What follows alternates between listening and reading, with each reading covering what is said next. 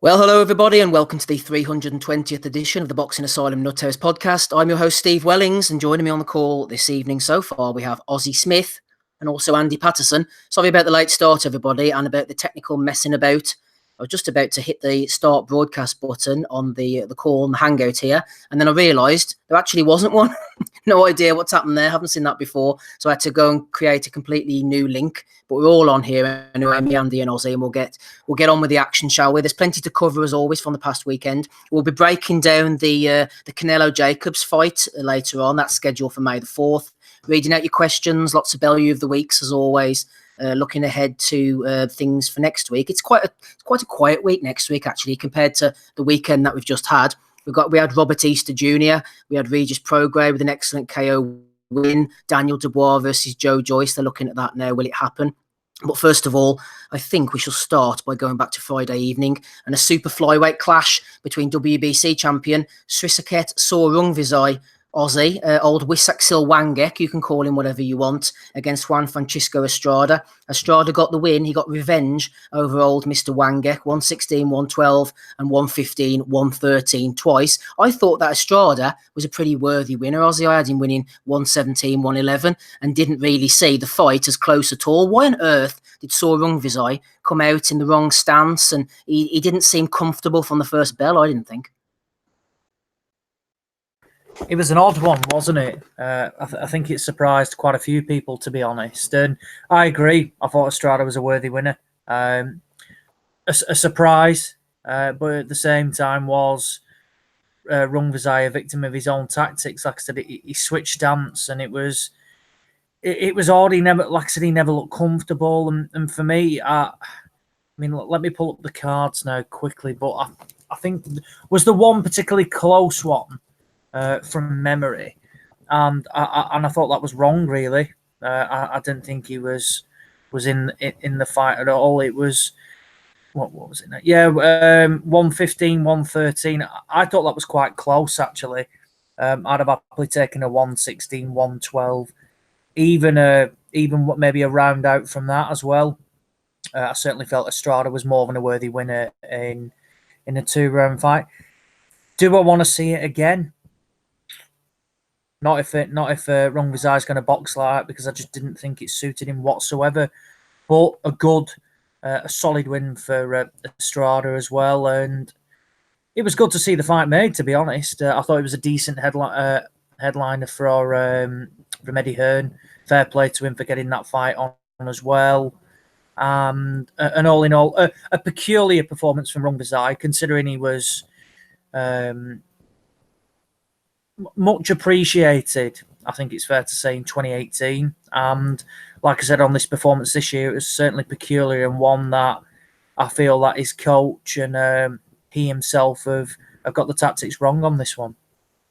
Yeah, he got the tactics wrong. Estrada got the tactics right. He came out a lot more aggressively. Whenever Sorungvisai ducked down to attack the body, Estrada was waiting for him. He was waiting to come up with hooks and catch him out.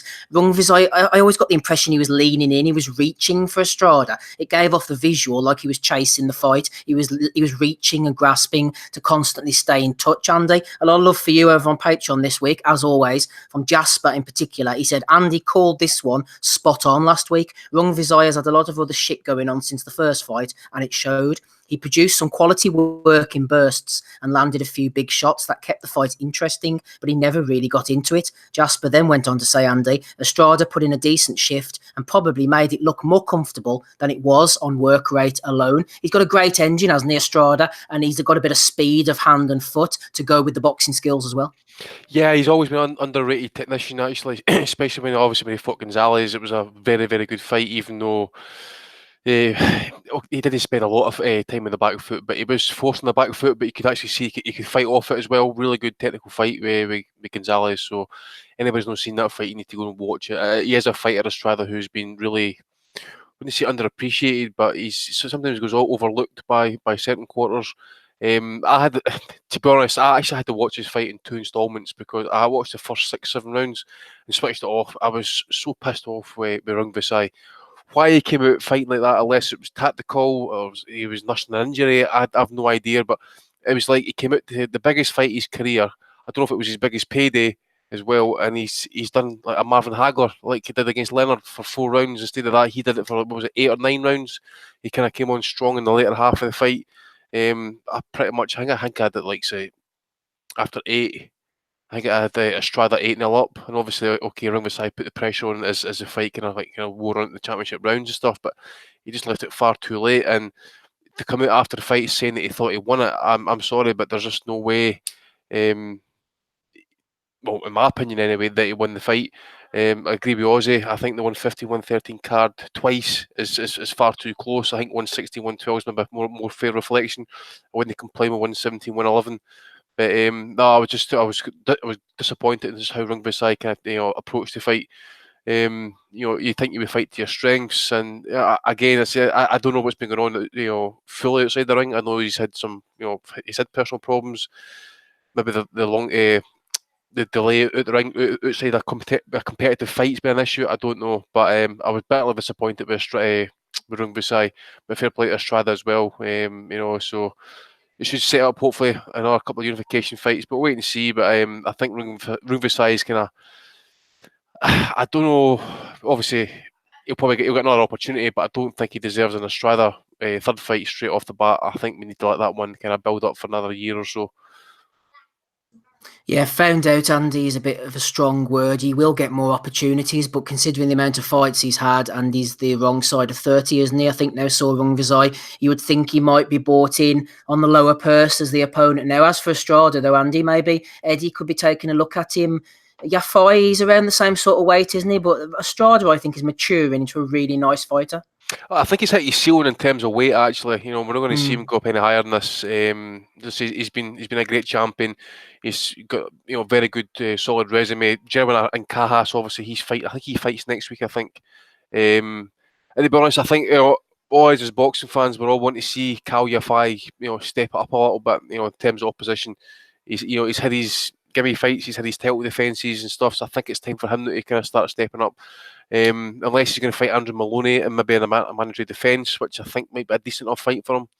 But I think Estrada's definitely got the beating Yafai, and you would like to see, you would like to think anyway, that Eddie Hearn's going to make that fight happen, because obviously the two of them are in the same stable. But when it comes to pass, who knows? But I do notice Gonzalez is still kind of floating around about the WBC rankings and that as well. So maybe the rematch with Estrada as a potential suitor as well at some point down the line, because I don't know what's happening with him actually, Gonzalez, but I personally think he's done. But he's maybe wanting to have one more pass at it. I don't know. The only thing, Andy, I think they would use him for, as sad as it is to see him in this position, is to maybe, Yafai as well, but even to maybe right the wrong on Estrada's record and say he's the man going forward. Let's pick off the scalp and take all the energy, for want of a better word, from Gonzalez before he finally retires, and say, right, we've ticked that box off now. Because the first fight, it wasn't close, but he gave him a better fight than a lot of people did, didn't they?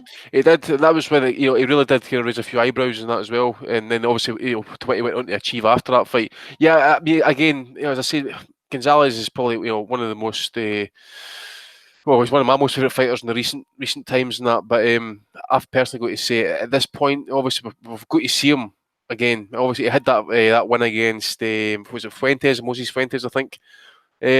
But again, I think him, the best sense is he's past his prime in that as well. But Estrada, I would like to see the rematch. It will give us a clear indication as well as to what Gonzalez has truly got left at that level as well.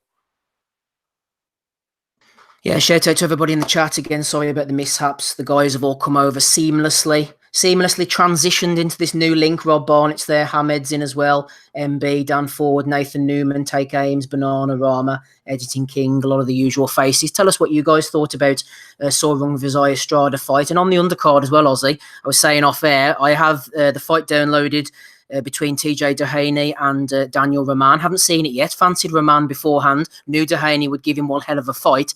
And that's the way it turned out. I think Kevin Byrne, a friend of mine, was tweeting out earlier about TJ and also Katie Taylor. Ozzy haven't boxed a single second on Irish soil. We all know, some of the reasons why that hasn't happened, but this guy has really come out the blue. Andy said it last week. He's gone from nobody really that anybody in the boxing world even knew about to world champion to unifying. And Eddie Hearn will definitely be taking a look at TJ Dehaney again, and certainly Roman, who's now a unified champ. Definitely. I actually haven't seen all of this. I've only seen snippets of it, so I can't really comment. But by all accounts, I think it isn't wrong to say that Roman was a worthy winner, but in a more than competitive fight. I completely agree about the Dehaney comments. But he was a complete unknown, and then got the shot. I think was it in Japan he won the title. Obviously got the win, and then, like you say, he's unifying the super bantamweight titles. So an interesting one. But like I said, I haven't seen the fight, so I don't want to comment. I can't comment on any performances. But Eddie Hearn now, I don't know if he's got. I don't know if he's signed Roman. I know he signed. I think he signed Dehaney. So I'm not too sure. I suspect he'll definitely. I can't see him. It's one of these where he signed him to get rid of him. But now he's got Danny Roman there now, and I've no doubt that they'll be looking at a potential fight with Ray Vargas. You're not going to unify, just go and box, 2 or 3 more tomato cans and then, rattle off easy defences. DAZN have a lot of that money. So I think why not? And if we can look to, on the verge of trying to get a unified champion at that weight, something relatively unheard of, then that's something I'd definitely support. Yeah, Hamid in the chat was originally calling for an Inoue versus Sorongvizai fight, so that'd probably be put to the wayside for now. The way you watch so much boxing, whenever Sorongvizai came out orthodox, I thought to myself, the first thing in the first few minutes, I thought he was a southpaw, and then I second guessed myself. I thought, nah. The way you watch so much boxing, Andy, I thought must have got it wrong. He must be. I could have sworn he was a southpaw, and then afterwards I thought, oh, he's turning southpaw now. He must be getting desperate. But all along, he'd switched from the beginning, Andy. So I wasn't too far off the mark. You've no idea, mate. I got up early Saturday morning to watch it, and I'm sitting there like that first 2-3 rounds. I'm like, when are you switching? What the fuck are you doing? Move! Come on! What are you doing? And he kept going on, and the wife's like, says to me, look, listen, I want to go shopping here. On you need to drop me off at the train station. When's that finishing? I was like, let's just go there now because this is shit. I was just getting pissed off because I'm saying to myself, what the fuck are you doing? The biggest fight that comes out and does that. I mean, I've not watched any videos or any interviews and stuff like that with him, but does anybody know if anybody's asked that question? Why were you fighting orthodox? I mean, Christ. I don't understand why people fight in the stance for so long and then decide that at the highest level against the highest caliber of opposition, switching is a good idea. Maybe his corner have come up with it. Maybe he's thought about it himself. But I'm surely the corner would have been reading him the riot act after a few rounds if indeed it was something he was doing off his own back. So they must have done it in sparring and what have you. Anyway, like I said, next few days, Andy, I'm going to be catching up on the Daniel Roman fight. Really looking forward to it. It's an uninspiring list of champions, I think, down at Super Bantamweight. Ozzy talked about Roman unifying against Ray Vargas. I want to see as many unifications and high-level fights as we can. Never been blown away with Vargas. Not impressed with him. Don't enjoy watching him fight at all. Would like to see Roman pick him off and move forward. And of course, the WBO champ is Navarrete, who we all expected to get beaten by Isaac Dogbo. They are fighting a rematch soon, though, I think, aren't they, Andy, for the WBO? Yeah. Like you say, next month, I think, mate. What card is that on again? I think it's on the Vargas. Is it Berchal card? I think. Right. Okay. So that. I think that would be a decent enough wee card. But as for Roman DJ Donny, it was a good fight. Donny obviously was, we'll use Adam Smith's favourite word, brave, and worked so very hard for it. But no, in all seriousness, he did do well. I mean, especially if you look at it in like round 2, for example, when he got dropped, I thought he was winning, that round, and then he gets dropped, and it just completely turns the scoring of that round straight around the boot and stuff. But it was a really good gritty performance by both guys. I thought that I felt as well. So as you say, bantamweight isn't all that inspiring. Sorry, super bantamweight, but Ray Vargas, I didn't like watching him. As you say, maybe no inspiring. Navarrete's got a rematch with Dogbo, as we already discussed, and that. So one person who is in there actually is obviously the Uzbek Akhmedlev. So I think he was in the card as well. So he might get the call. If they want to try and make the Uzbek, the next star, I think they need some stars over that side of the woods and that as well. So they don't want that Uzbek work, Andy. Maybe they didn't, but two of them put in good performances. Not that I've seen them actually, Akhmadlev and Gayazov, but Akhmadlev I believe is number one contender for the WBA title, I think. Unless the IBF comes in first, I really don't know. But yeah, interesting times actually. But fair play to Roman. Who age is he, by the way? That is a very good question. Let me try and find out right now. He's got a couple of losses on his record already, so he's been around for a while. Got a draw as well. 28 years of age, the baby-faced assassin. I think he's had an easy paper in them, actually. He looks quite young for his age. But yeah, as for Jesse Vargas, Humberto Soto, I forget a comment that they said on the commentary on that, but it was basically saying as it was a statement of sorts to beat a guy like Soto. It really wasn't. I mean, Vargas, you know, I dare say, well, I remember when Vargas fought on the Floyd Mayweather undercards and stuff, but couldn't crack an egg, couldn't knock guys out and stuff. But he knocked out Humberto Soto, who we all know is like, what, 7, maybe even 10 years removed from his prime, and probably like 3 or 4 weight divisions past his prime in that as well. So it was what it was for Vargas. It was a keep busy, tick over fight, and that was it really, you know. But who else you got in that card? Gayazov and that Akhmadlev, as I says, and obviously the other guy that I mentioned to you, Steve, during the week there, the Argentinian kid, Alberto Milan. He defeated Isaac Zarata, who. Any word on how he looked? I've not seen it, no, but I think he dropped the guy in the third round. But I was also reading reports that the Argentinian got dropped in the 7th and the 10th. Oh gosh. So, and he'd actually been knocked out once, and I believe as an amateur in that as well. So maybe a bit risky around the old chin department. Yeah, and they're really, he's really wanting to push quite quick, and he's pushing 30 now as well. So they're not really wanting to hold him back. So whether he's going to get iced at world level or at regional level, it doesn't matter. He's going to have to get pushed quick. Just looking in the chat there, everybody, some of the big hitters have come out tonight. Editing King, we already mentioned him. Kevin Burns in there as well. Darts legend Chris Mason, shout out to him. They're all coming out tonight. Rob Barnett as well, one of the biggest names, if you ask me. AA Boxing and Blunts as well. Check out his YouTube channel. He makes some funny videos, does AA Boxing and Blunts. Go over and have a look at that. Anyway, that's enough plugging for now, Aussie. Let's get back over to, you know what, where on earth was this card? Wembley Arena, wasn't it? We'll come back over a little bit closer to home, shall we? Lerone Richards beating Tommy Langford. Sonny Edwards getting an 8th round knockout win over a decent enough opponent, I thought. Mr. Pedro Matos. I just caught the back end of Zach Chelly against Jimmy Smith. Chelly, by all accounts, pretty much did a decent job there. Jack Catchell, I have a question for you shortly on him, Aussie. But first of all, start off with Daniel Dubois and against the ageing version of Howard Eastman, old Richard Lartey. It was an interesting affair. He swung for the fences, and Dubois stood there with him. One thing I will say: a tick box exercise for Dubois to have a decent chin, because this guy caught him a few times, and he stood there and he took it. So that's a thumbs up for big DDD for me.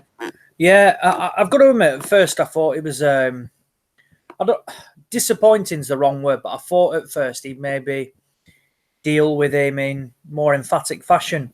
However, looking at it, I thought it was a good learning fight from him, because, like you say, he basically had total disregard for his corner, and he just wanted to stand and trade there. Thought Lartey was a bit of a spoiler, to be honest, because anytime Dubois landed relatively flush, he was holding his arms and putting him in like vice locks. And at one point, I thought the referee was going to chuck him out of there, because he simply wouldn't let go, despite Bob Williams calling break, I think 2 or 3 times. And he was just holding on to him. He should have had a point off for that. Lartey, whilst he wasn't great, but he came to win, without a doubt. This guy, he looked big, strong, threw in big right hands and stuff. And Dubois' chin was tested. Look, Lartey's not the most explosive puncher. However, Dubois 10-0. You're not going to put him in with this huge knockout artist. And I certainly think he's going to learn more from it. He looked to enjoy it. And when he boxed, he absolutely dominated. I like Dubois' jab. I think it's excellent. It's stiff. It causes problems, and he can really build his shots off it. I'd like to see him loosen up a little bit. Still think he can look a bit robotic and stiff at times. But we've got to remember he's only 21, which it's scary to think, because he's absolutely massive. I like the way he's being matched. Like I said, this guy came to him. Don't care about the world rankings, because at the end of the day, this guy was not. I think he was ranked 15 or 14 with the WBO. A lot of bollocks. That not. What about his age, Ozzy? 27. He's been to the Luis Ortiz School of Birth Certificates. Hey, I'll tell you what. No way. He was 27. Well, did you hear the commentary? Did you hear the commentary? No way. Aye, what's what I was saying, because I was going to nominate Barry Jones for a wee comment that he made for Belly of the Week when John Rollins says, yeah, he's 27-year-old South African. He says he looks every age, every inch of it, and apparently he got delayed at the airport for his visa, and Barry Jones pipes up and stuff. Yeah, there's maybe a problem with the date of birth. That's not what he said.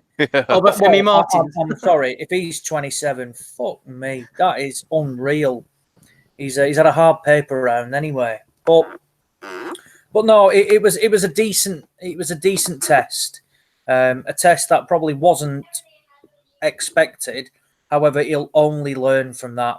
Had he gone in and blown this guy out in 60 seconds or something like that, would have been saying, look, you want a bit more of a stern, step up so he can give him the rounds. But like I said, in those 4 rounds there, he's probably learnt more than everything he has in his previous 10 fights. So a decent enough display. And on to the next one. I'm thinking, I don't think Joe Joyce is the right fight for him.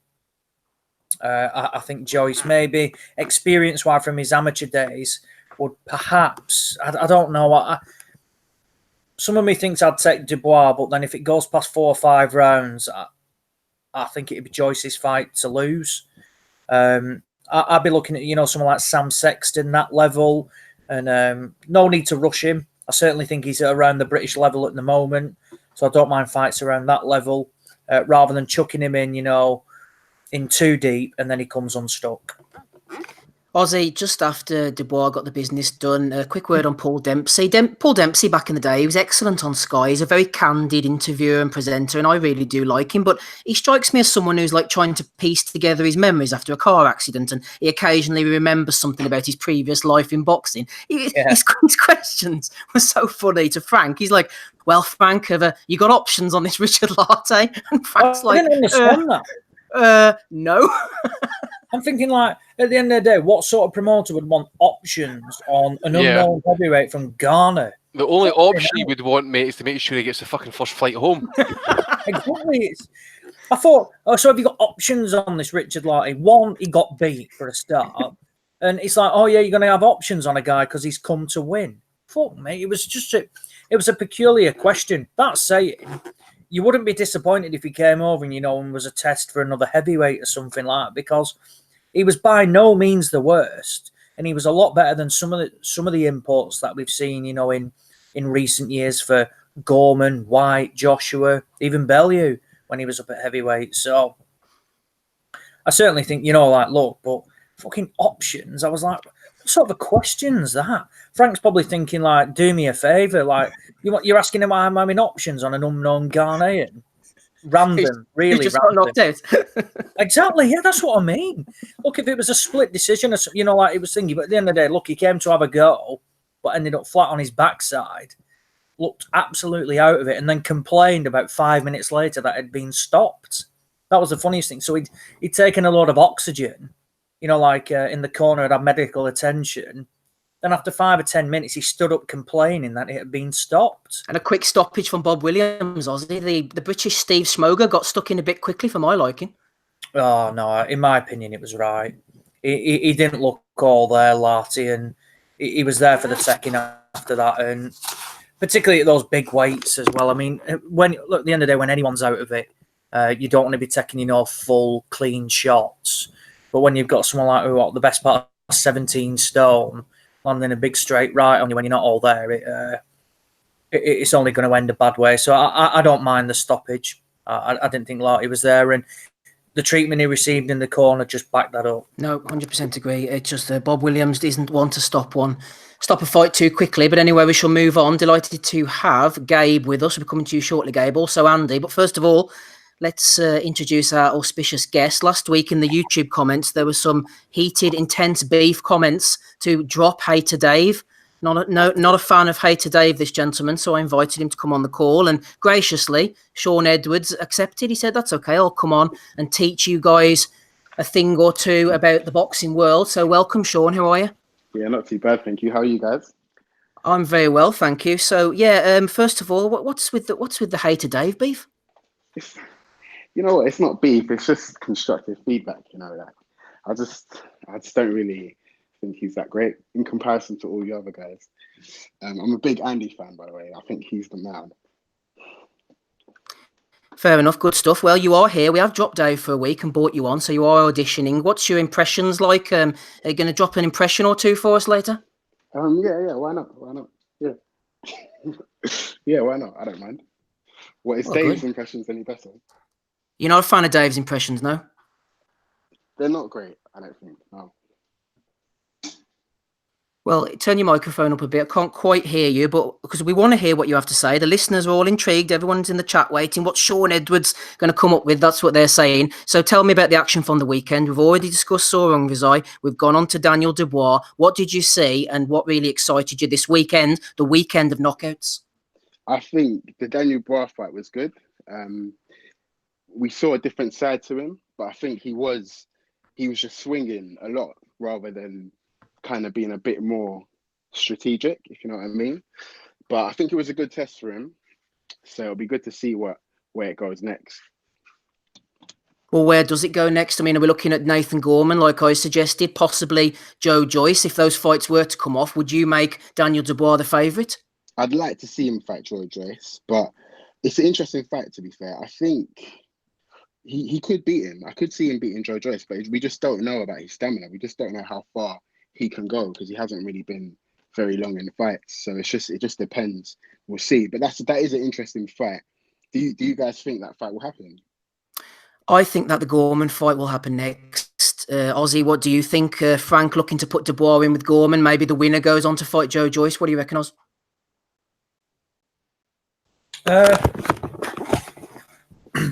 I'm not too sure. They're announcing a show at the O2 next week.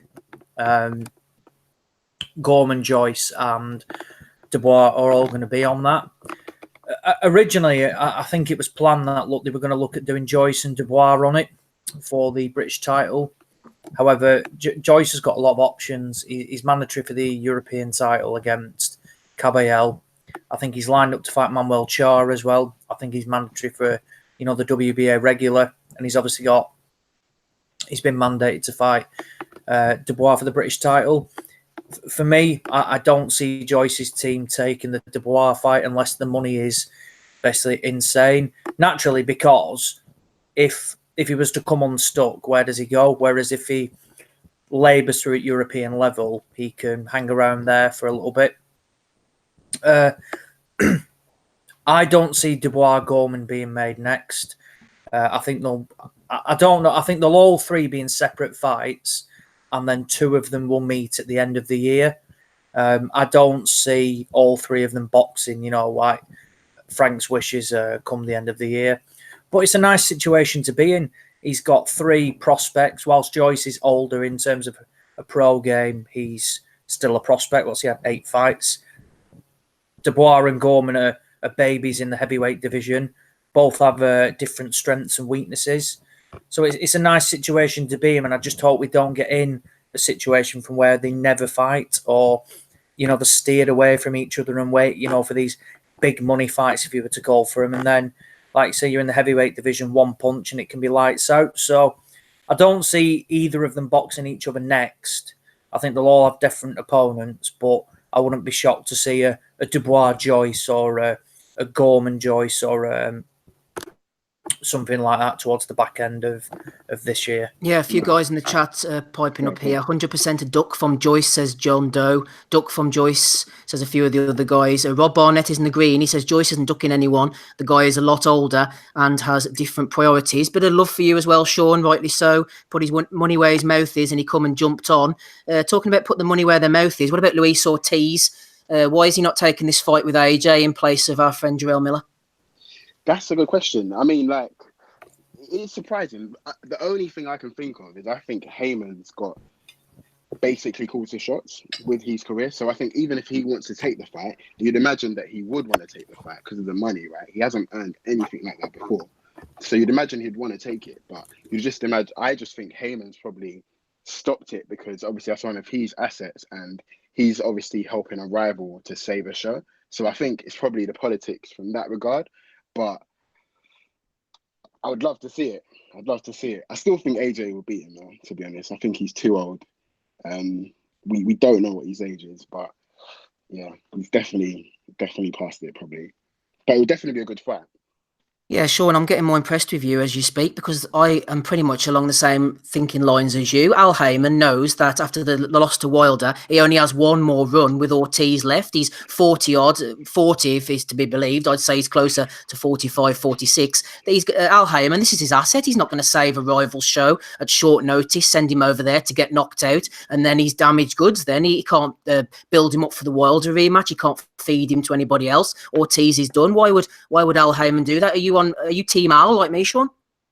It's difficult because I have been a fan of what he's done because you've seen like the changes he's made, the fights and he is very pro fighter, but at the same time, it does stop from the fights that we want to see happening. So the Wilder Joshua fight, obviously the DAZN put a lot of money on the table. It should have happened really when they put the deal on the table, and obviously Heyman stopped that. So it's just all these promoters with their own interests. They're stopping us, the fans, from seeing the fights that we need. So I'm a fan of boxing. I'm just not a fan of all like the promoters' bullshits we go through. Final couple of questions, Sean, before we move on. First of all, do you have any Twitter presence or anything you want to plug? No, I don't at the moment. No, I'm not. No, I'm not on none of that stuff. I'm just a keen listener, and love the content. Okay, so talking about Al Heyman, then I know I get a bit of stick for being a bit of a Heyman fan, but the proof's in the pudding as far as I'm concerned. People get paid. Floyd Mayweather stuck with this guy for the best part of a decade. He's one of the best paid boxers of all time. There's a reason Al Heyman sorts people out. Bob Arum, right, come out last week and we heard Hater Dave doing the impression, obviously, that you didn't like, going on about nobody trusts the white guy and all this type of stuff.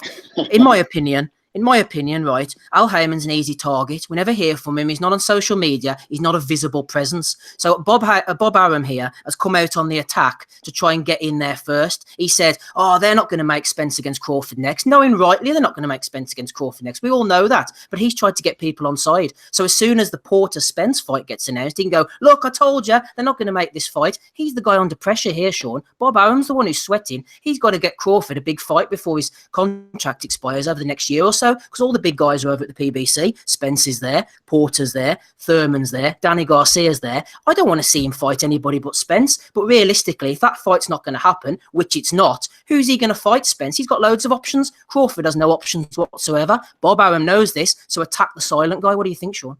Do you think Crawford will leave Arum? Do you think if he's got any sense, he will, yeah?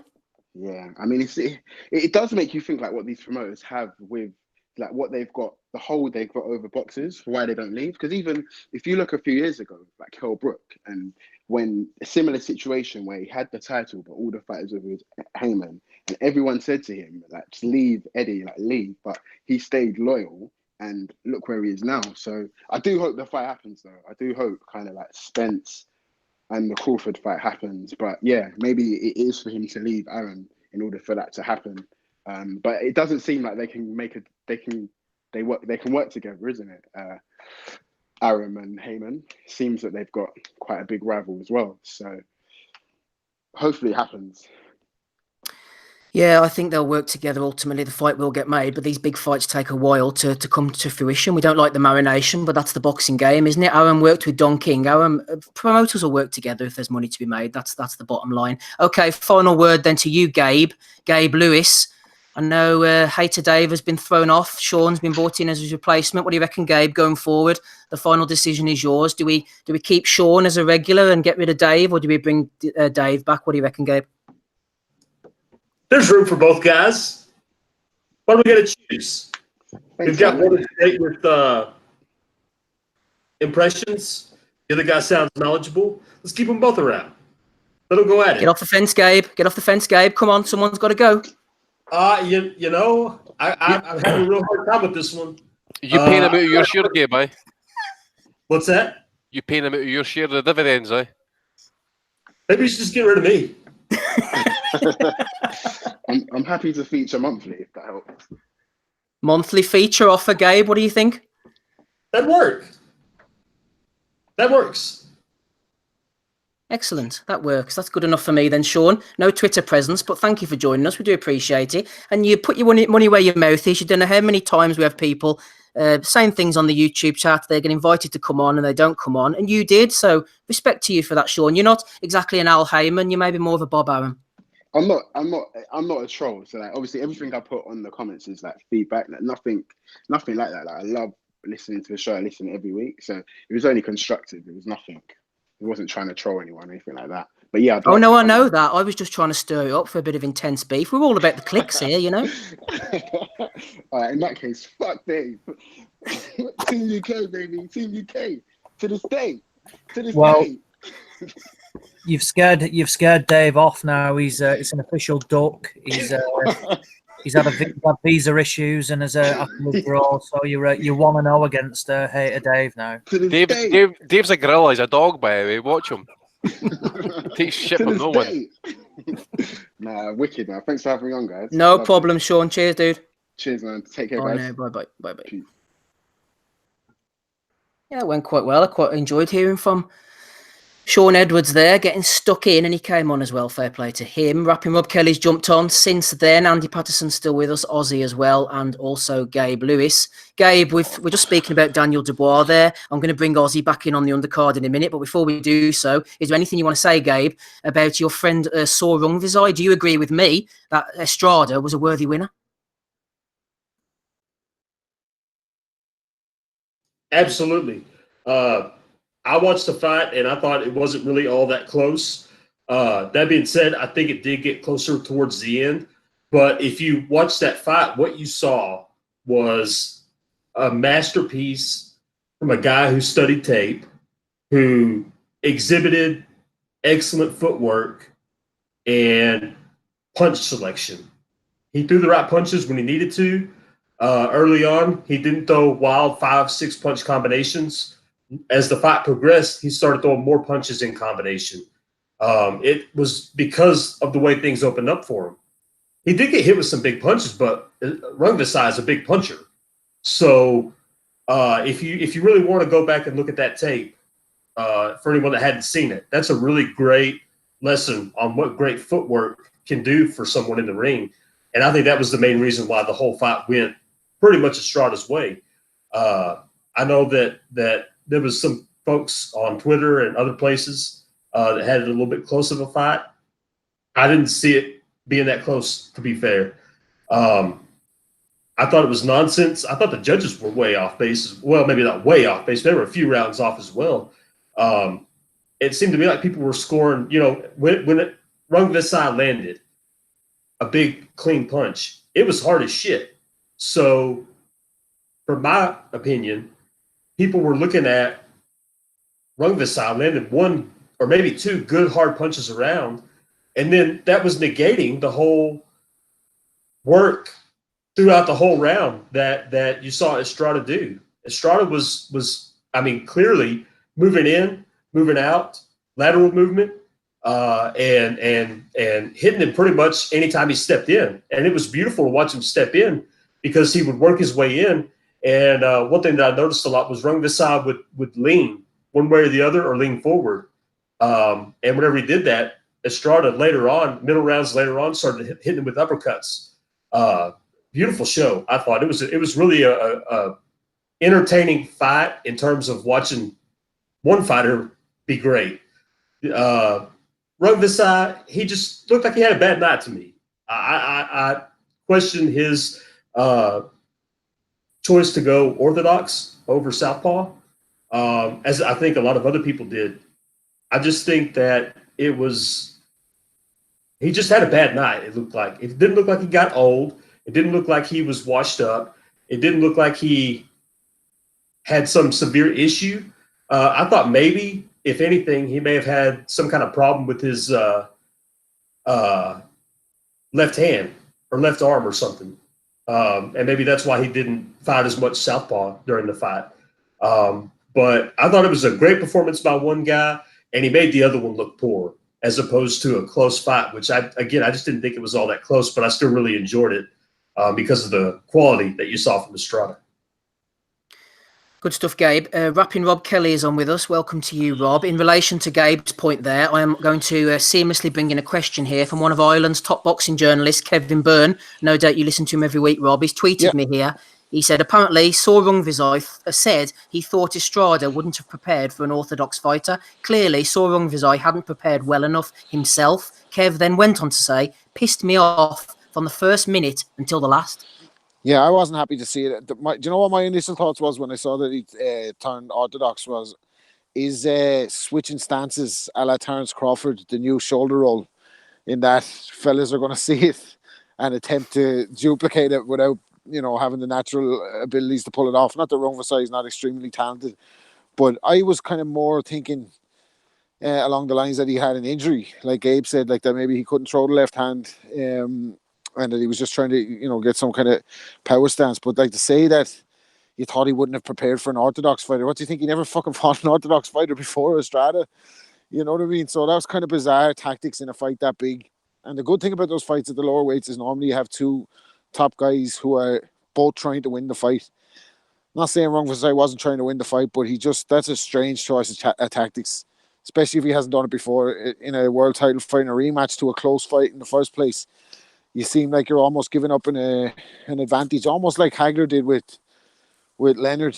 But it's funny you should mention Hagler, because one of our friends in the chat, Rob, Take Ames, said he thinks Saw Rungvisai got a case of the silk sheets. You know what he's talking about? Yeah. Maybe that's true, isn't it? There's a lot of talk about, and you alluded to it on the pod, but I read a lot on Twitter this week about his domestic affairs maybe affecting his. Maybe he's just an old romantic at heart and he can't recover mentally or something. But it was a strange choice, and I think the fight probably would have been closer if he had a boxed southpaw earlier. But Estrada, a worthy winner in a close fight, I think. And a word on TJ Dehaney, Rob? Yeah, tough on TJ. Like said last week, I thought he'd be up against Roman. But balls of steel. Like just gone out there again. Like 3 world title fights in a row. 1 win, 1 defense, and 1 loss in a close fight. Thought he should have had the knockdown. I thought that was a bit of a poor enough call on the referee's part to not call the knockdown in his favor when he said he was kind of pulling down on the back of the head. But the beauty of a body shot that he shipped in the 11th, it probably correctly changed the tide in Roman's favor. So he'll be around. I mean, he said afterwards himself, this is a learning experience for him. He's still learning. Like he probably overachieved winning the world title so early when he had the opportunity. But I think he'll be around again. I think he'll be in big fights. He's done himself no harm by putting on a performance like that. Gutsy and came to win. So good on him. Good on him. Rob, you're 100% right. Similar to John O'Carroll's efforts against Tevin Farmer. If you've got the opportunity, you've got the platform, whether you win or lose, at least put your balls on the line. Don't do a Howard Eastman against B-Hop. Exactly. And Hogan as well. Throw Hogan into that mix there as well. Certainly. Like the 3 of them came to fight and came to win. So, of all 3 have been on the wrong side of the decision, but we're going to see them one unjustly and 2 probably justly, but we're going to see them back again. So good on them. Like, especially since we covered it a million times anyway, where they came from, but to be basically a part-timer to a world champion is an unbelievable story. Like, as the great Irish rapper said, Rob, terrorists, never forget where you came from. That's so funny. Terry's like one of my best mates, dude. Like, that's actually hilarious. His music. That's brilliant. I'll make sure to tell him. Do so indeed. Shout out from me will surely make his day. Also, Chris Bray is in the chat. He has said, where is Sean Edwards, Steve? It's his pod debut tonight, isn't it? It is. It was. You've missed it. Sean, Chris, indeed. You're going to have to go back and listen on YouTube or iTunes or wherever it is you get us and go and listen to Sean. He did well. Started off like Lerone Richards, Aussie, but he got into the fight as we went on. Talking of Lerone Richards, he got a win over Tommy Langford last night, Aussie. But what I want to speak to you first of, before you go on to that one, is Jack Cattrall, because Paco has sent in a question at 7ZUAT on Twitter. He said, has Jack Cattrall, Aussie, been poorly managed, or have things happened in the background that we don't hear about? His win against Stalker was excellent. He was really hyped after that, but it was in 2014. What's the verdict here? I would say he's been carefully managed. He can be underwhelming at times. but at the same time, when he lets his against Tyrone McKenna, I thought early on he looked excellent and he absolutely battered McKenna. And then he has this phase of, like basically just sitting back and he can give away a couple of rounds and things like that, and doesn't, really go through the gears. I think he would accept in saying that. Look, he's clearly got ability, clearly heavy-handed, particularly early on in the fight, and look, he's got some decent wins. We saw Joe Hughes against Robbie Davis Jr., and there's arguments that he beat Robbie Davis Jr. Well, I was at that fight, and Jack absolutely dominated. It was one-sided. Like I said, he came on the scene realistically from a TV perspective against Tom Stalker.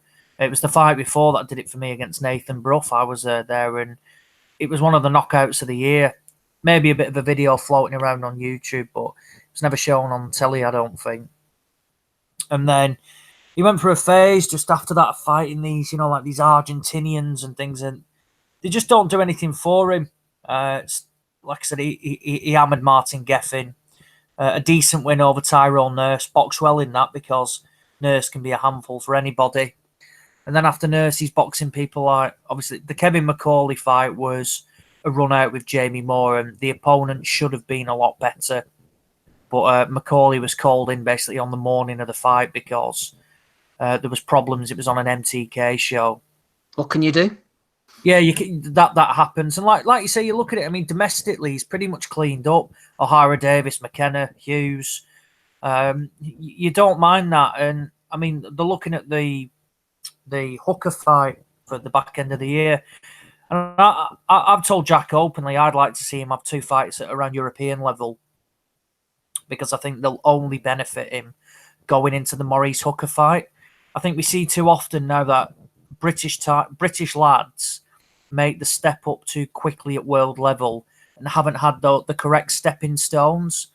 It could do him good to be tested at European level because it will ask different questions of him rather than going straight into a Hooker fight. So, I mean, look, the WBO are going to call it in October, and say you give it 4 weeks there, and then say it's agreed, and then they get a date. So realistically, he's going to be boxing Maurice Hooker in November, December. He can't sit on the sideline now. But what I don't want him to do is do similar to what Callum Smith did, was coast along until he got the world title shot. I think when he was named manager for the WBC, I think it was something like he was kind of like Luke Blackledge and things. I would like to see Jack have a decent step up. Only one, obviously, if they're going to get called as manager, just something that's better, which will only assist him in going into that. But I can understand the poorly managed, but at the same time, he's 24-0, one of BT's main fighters, and on the verge of boxing for a world title. So is that poor management really? From that perspective, definitely not. Jason Chukwu is in the chat, everybody. Announcement. Jason Chukwu is in the chat. He's making a good point, actually, Ozzy, which you might want to comment on. Oliver Harrison. I thought I might have missed it, but there was no 10 bells, which was a bit surprising last night. Yeah, good point. Yeah, good point, actually. Not too sure why it never happened. Obviously, there was plenty of tributes online and things like that from all the promoters, so it would have been nice to see a tribute particularly. So, yeah, I have no idea. I think there's only the guys that run the show last night that could have answered that question. Yeah, well said. Rest in peace to Oliver, obviously, from everybody. On the podcast, Amir Khan's former trainer, amongst many others as well. Episode 320 of the Nuthouse podcast, everybody. Rob's here, Ozzy, also Gabe and Andy Patterson. I'm going to get to a cutting-edge question from Jeremy Hitchcock. You're going to enjoy this one. If you're in the chat, stick around while all the panel are on. I'm going to get onto it very shortly. We'll also be going on talking about Robert Easter Jr.'s fight and the Kirill Relic fight against Regis Prograis. Going on to next week's action as well. Canelo is fighting Danny Jacobs, as you will all know. Before we do any of that, Andy, guy you've been keeping an eye on Thursday night, must admit, forgot all about it, didn't manage to watch the fight up in Scotland. Old Cash Farouk, 11-0, going in against a 10-0 fighter for the British title. He hurt him. He outboxed him. By all accounts, like I say, I didn't see it, and then he stopped him as well. He's really maturing into a nice fighter, this Farouk. Yeah, he's really kind of grown into it as well. Really was an impressive performance by him as well. But I think we could see basically the difference in quality because Farouk was obviously a natural boxer, whereas Williams I think has been campaigning as a kickboxer, maybe Muay Thai in the past, and that so you can maybe see it with the balance and that. But no, Farouk was absolutely, he was aggressive, he was fantastic, good jab, decent power and that as well. Dropped Williams early in the fight. I don't think they'll maybe make the Lee McGregor fight next. I think they maybe want to try and get the British title outright and then maybe go for the unification with the Commonwealth after that. But yeah, all signs look forward to a very promising future for this kid. Yep, looking forward to seeing him progress. Looking forward to seeing him full stop. I haven't seen him yet. But Andy's on board, and that's good enough for me. Right, let's get on to this one, everybody. Jeremy Hitchcock, Patreon subscriber extraordinaire over at patreon.com/Boxing Asylum through this injury in the week. I know the guys are going to love getting their teeth stuck into this one.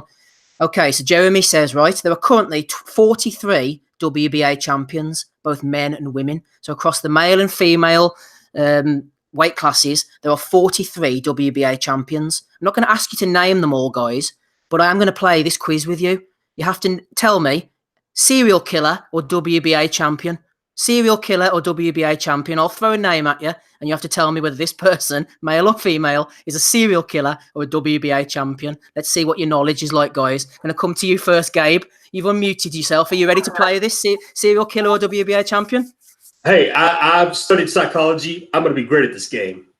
Excellent. Right. So the first one is, I'll just give you the name and you have to tell me which one it is, okay? So, Angel Maturino Resendiz.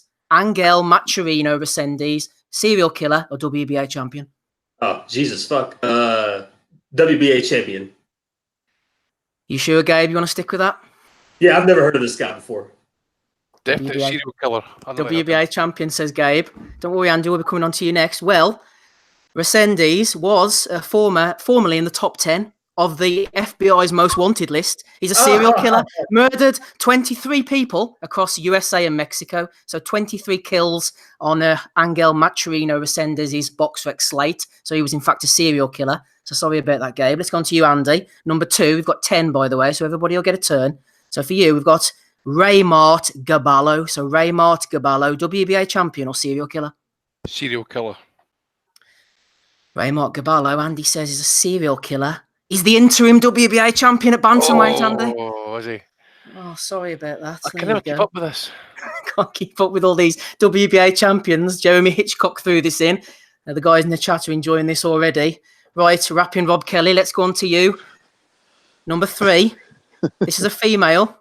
Oh, Jesus. Well, I'm gonna definitely know this one. This is a female. Linda. I probably know more about female serial killers than female boxers, to be honest with you. More interesting. The lovely Linda Lecker. Linda Lecker. Linda Lecker sounds like she's probably a fighter. She's no Aileen Wuornos, I know that. What was Aileen Wuornos? 23-0, TVE, baby. I'm going to say Linda Lecker is a fighter. A fighter, says Rob, but she's number 7 on our list. She's the WBA Women's Super Flyweight Champion. Come on. Go on there. Of course she is. Rapping Rob Kelly, everybody. Right, Ozzy, next one to you. We're doing well so far, guys. Let's hit you with Florencio Fernandez. Florencio Fernandez, WBA champion or serial killer?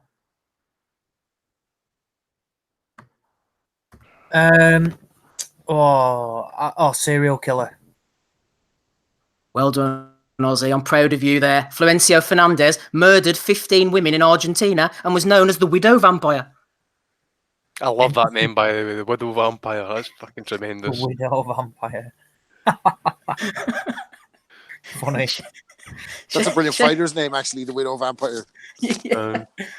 Oh dear. Shout out to Jeremy Hitchcock. He's thrown a good one up here. Right, so let's get back to the beginning then, Gabe. Back to you again. Let's see if you'll have any better second go than your first one. Hit me with this one. Hiroto Koyaguchi. Hiroto Koyaguchi. I know this one. That's WBA champion. Spot on, Gabe.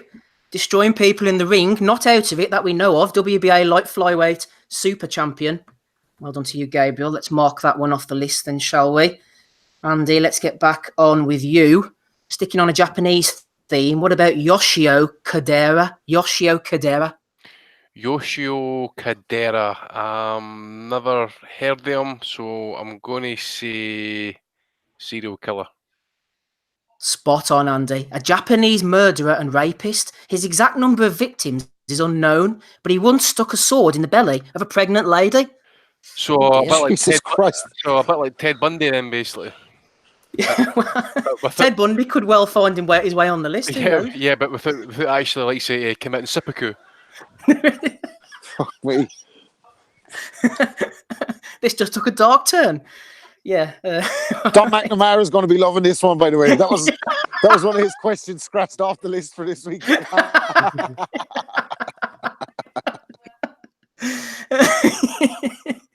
Rob, let's get back to you then, shall we? What about this one then? Possible widow of death, a possible widow of the ring, Ana Laura Estes. Ana Laura Estes, Rob, serial killer or WBA female champion? Ana Laura Estes. He got him with the two names there. I think there could be fighters like Ana Laura. Yeah, no, she's a fighter. Sure about that, Rob? Yeah, I'm going to stick with my first answer, Steve. You are 100% correct, Rob. That's 2 out of 2 for you. So she's the WBA women's super lightweight champion. Get her in with Obanov. Get her in with Obanov. Who got a win? She won. Got a win. I seen that. Yes, she did. She got a win. She's back, baby. She is. Right. Let's see what else we've got then. Ozzy, let's get back onto you. Another Japanese one. Naoko Fujioka. Naoko Fujioka. Serial killer. Serial killer, says Ozzy. Let's check it out then, shall we? She is in fact the WBA women's flyweight champion, Ozzy. Sorry about that. Fuck, I thought it was a male name. That's why I went for another serial killer. No, sorry to report she hasn't killed anybody.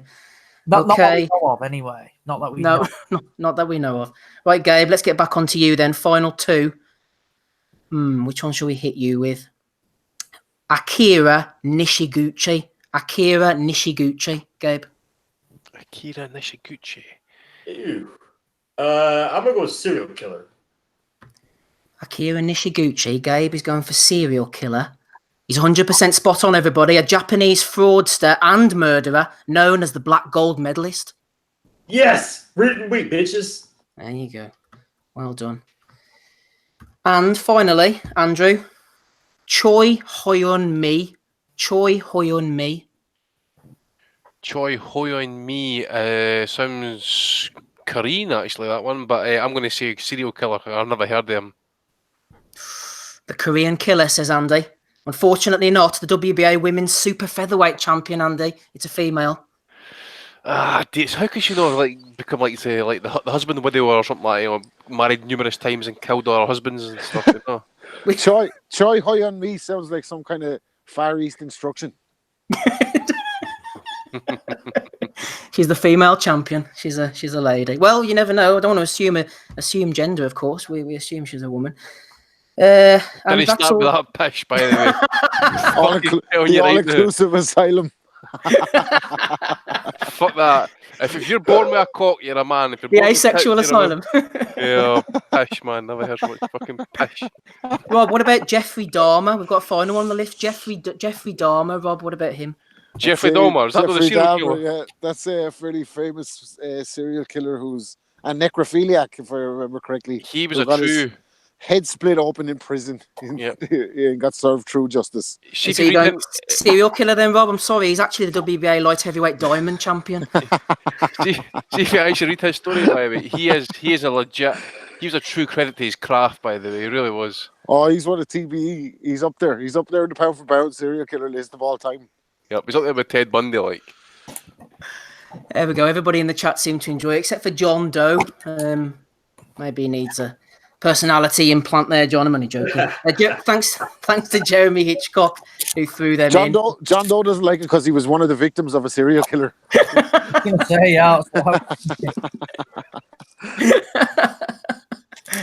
Oh, that was a good one. There you go, Dom McNamara. You're going to have to up your game. That might be, I don't know, Rob, whether I should say that or not, but Dom's going to have to up his game after those questions. Oh, man, Dom, as soon as Dom heard about that sword in the pregnant belly, he was like, yes, yes. He's doing well sexually, though, he informs us. Well, good for him, man. There you go. Dom McNamara, serial killer or WBA champion. We'll find out next week. Talking of weirdos, Ozzy, we might have discovered who the Shannon Courtney sock sniffer is. Oliver Carlin jumped in on Twitter and direct tweeted Shannon Courtney. He said, "You are the most beautiful boxer in the world. You have captivating beauty like a glorious sunrise. You have magnificent angel eyes that sparkle like diamonds. You are incredibly glamorous and stunning. Your smile could light up a city. You have breathtaking beauty." I think the biggest crime there from Mr. Carlin, Ozzy, is his lack of punctuation. He oversold that, actually. He's the Mac of the year, this guy, isn't he? Oh, he oversold that one. Oh yeah, I will never be shocked if Twitter goes, like to a subscription thing, because seeing that for free is just unreal. Like, what goes through people's minds to send that to someone they haven't got a clue about? He's definitely offering her $5,000 for her sweaty gym socks and stuff. I always want to know, what's the end goal with that? Do you know what I mean? Where do you see that going? Like, out dinner or something? What the fuck is wrong with you? Like? He's like the Rhinoettes. They want that all-important retweet and like, maybe a quote as well, like, "Thanks, babe," or something like that. Oh, thanks, babe, and Maker's Week. Here's a fist pump. Anything for a retweet, I mean, people do anything for a retweet. They actually take pictures of their dead brothers actually crying in the fucking morgue. Oh, no. That's so bad. That was a bad one. Yeah, that was bad. Right, anyway, let's drag us back to the boxing. Sorry about that, everybody. We're going to have to get back to boxing, Ozzy. While you're unmuted, we shall hit you first of all. World Boxing Super Series, as I said at the top of the show, I haven't actually seen this yet, but I'll hopefully get to it during the week. Regis Prograis with a 6th round TKO over Kirill Relic. And also Nonito Donaire. I have seen a clip of this one with a 6th round KO over Steven Young. So Cocaine Dawkins got in touch. He said Donaire checked on Young after the KO. Did he copy that from AJ? Obviously a reference to a previous Bellew of the week when somebody claimed AJ was the first person to check upon their slain opponents. But Mr. Relic and Mr. Young slain indeed, a couple of highlight reel KOs by all accounts. Very impressive from Donaire. I mean, it's a bit... he's got to this final pretty much by, like, in a way, default, hasn't he? Ryan Burnett pulled his back. Tete pulled out with, like, 2 days to go with a shoulder injury. But now Donaire, like I said, tremendous finish, rolling back the years of sorts. It was a brutal, brutal finish. I don't see him having that success against Inoue in the final. However, fair play to him. He's pocketed a hell of a lot of money from this tournament, and I wouldn't be shocked if he retired, to be honest. But for a guy what did he go up to? In terms of the small weights, a couple of pounds can make all the difference, and it's not easy to ship. 126, he went up as high as. Yeah, so I mean that's £11. Just under £11 compared to like last night's weight and things like that. So that's some going. So fair play. I like Donaire. He always comes across well. He's not one of these loudmouths. He's not a pillock or anything like that. So fair play. And I thought Prograis was excellent. Absolutely destroyed Relic. I'm not like I said, I'm not surprised. I know, but like sparring stories, Jack Catterall sparred Kirill Relic quite a lot and manhandled him, dropped him quite a few times. But so I was surprised to see how well Relic did in terms of being on the world scene. But Prograis really showed his qualities and completely destroyed him. And I mean, I don't think it's an absolute foregone for Josh Taylor against Baranchik. I think he'll win, but he'll definitely, like questions will be asked of him.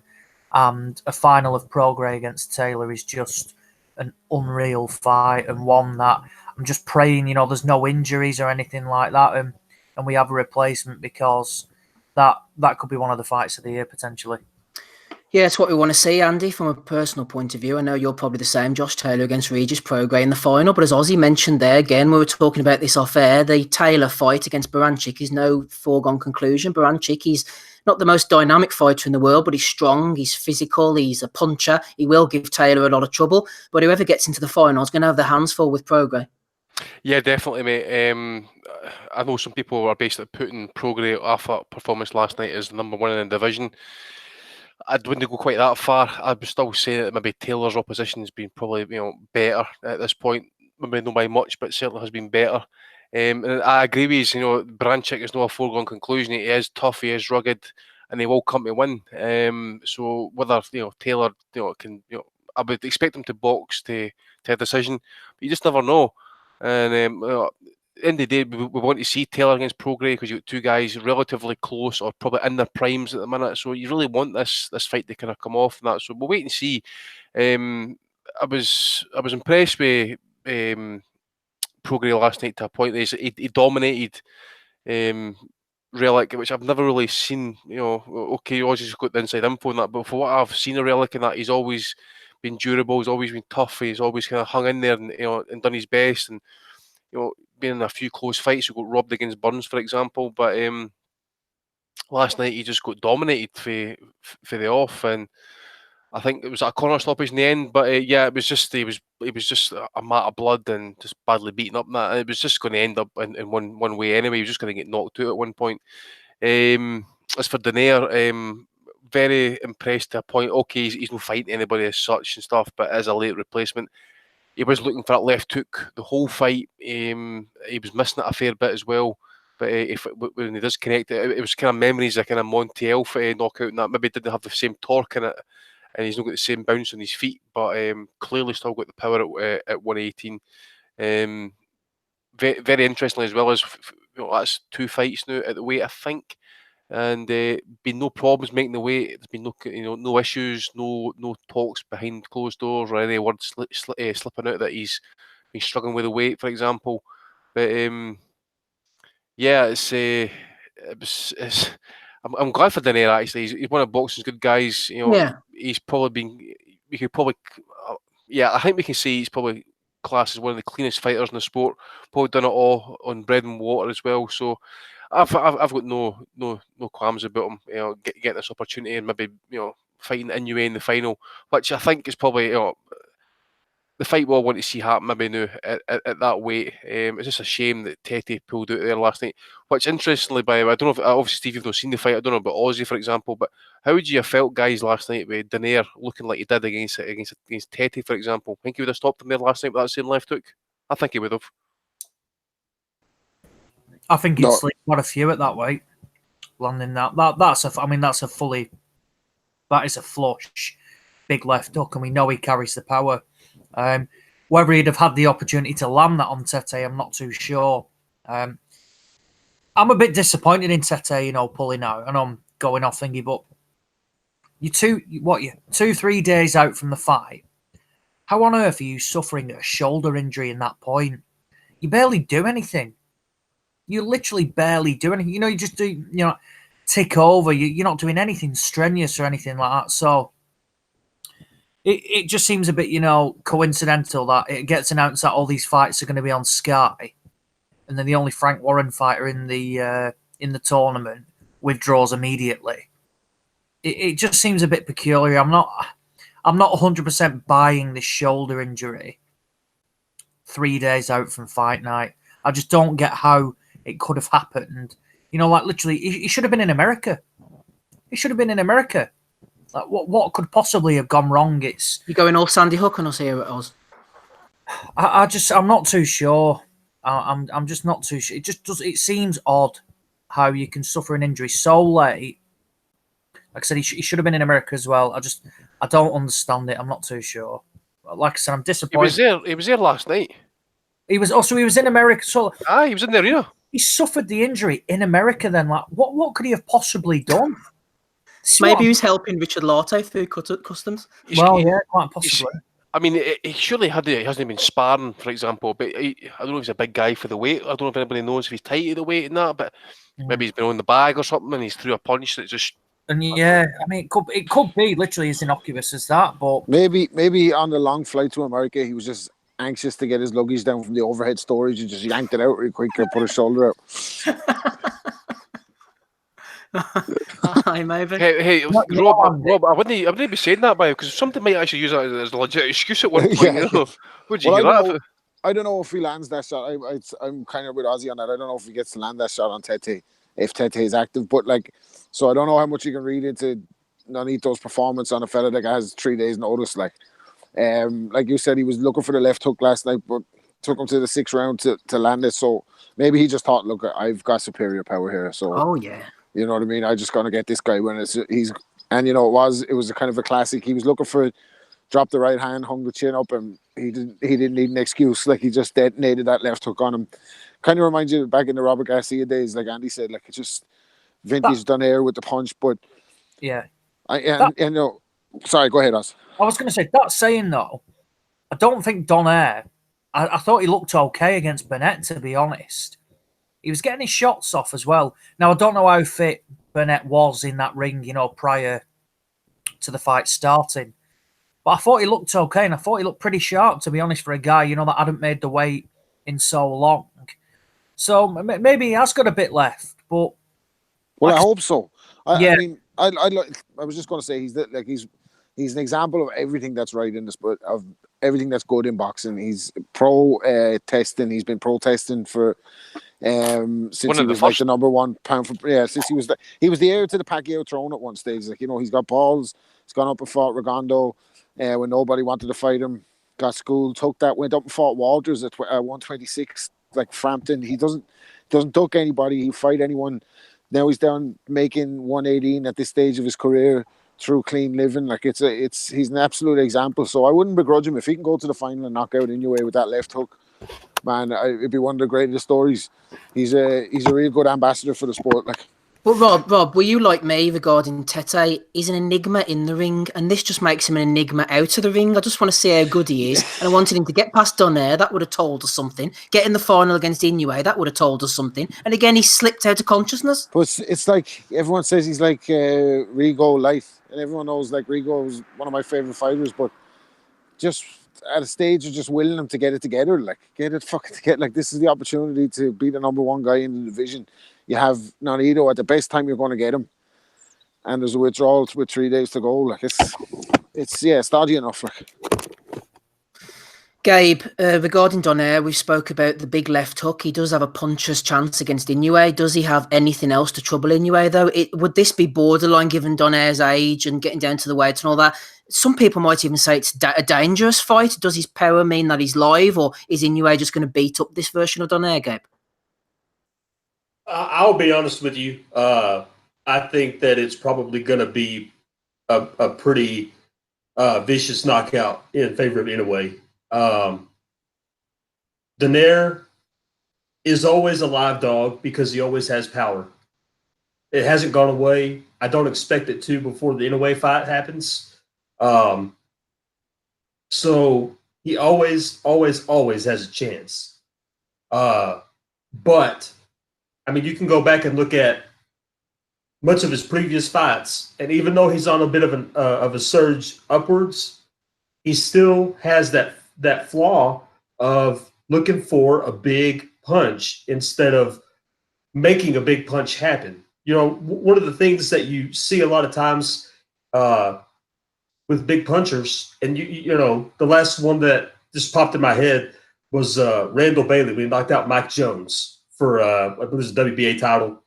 It's been quite a few years back now. But Randall Bailey was fell into that same trap. He never tried to set stuff up really well. He was never really one of those guys that could box his way into position to detonate his big punches. Donaire has fallen into that in the last few years of his career, and I think he's going to be hungry for it. I think he's going to go in there. Obviously, as I've already said, is a live dog, but his flaw of looking for the big knockout punch is going to bite him in the ass, and he's going to get his own self knocked out. I just don't see him having the tenacity and the ability at this stage in the game to keep up with Naoya Inoue. Inoue's going to be patient. He's going to go in looking for a spot, and he's going to find it, and he's going to land punches in the meantime. I just don't see it being that close of a fight, and that's what I actually believe will happen. Maybe closer to fight time, we may hear some news out of either camp that may change what we think. We know Inoue has a fight coming up, so there's still some time in between for that to change. But based on the previous history of both of these guys, I just don't see it happening for Donaire. That being said, I do think like the guys have said, I've ridden Donaire pretty bad. Most people know that I'm not really a tremendous fan of his. I'm still very bitter over the fact that he beat my guy Vic Darchinyan, not once but fucking twice. A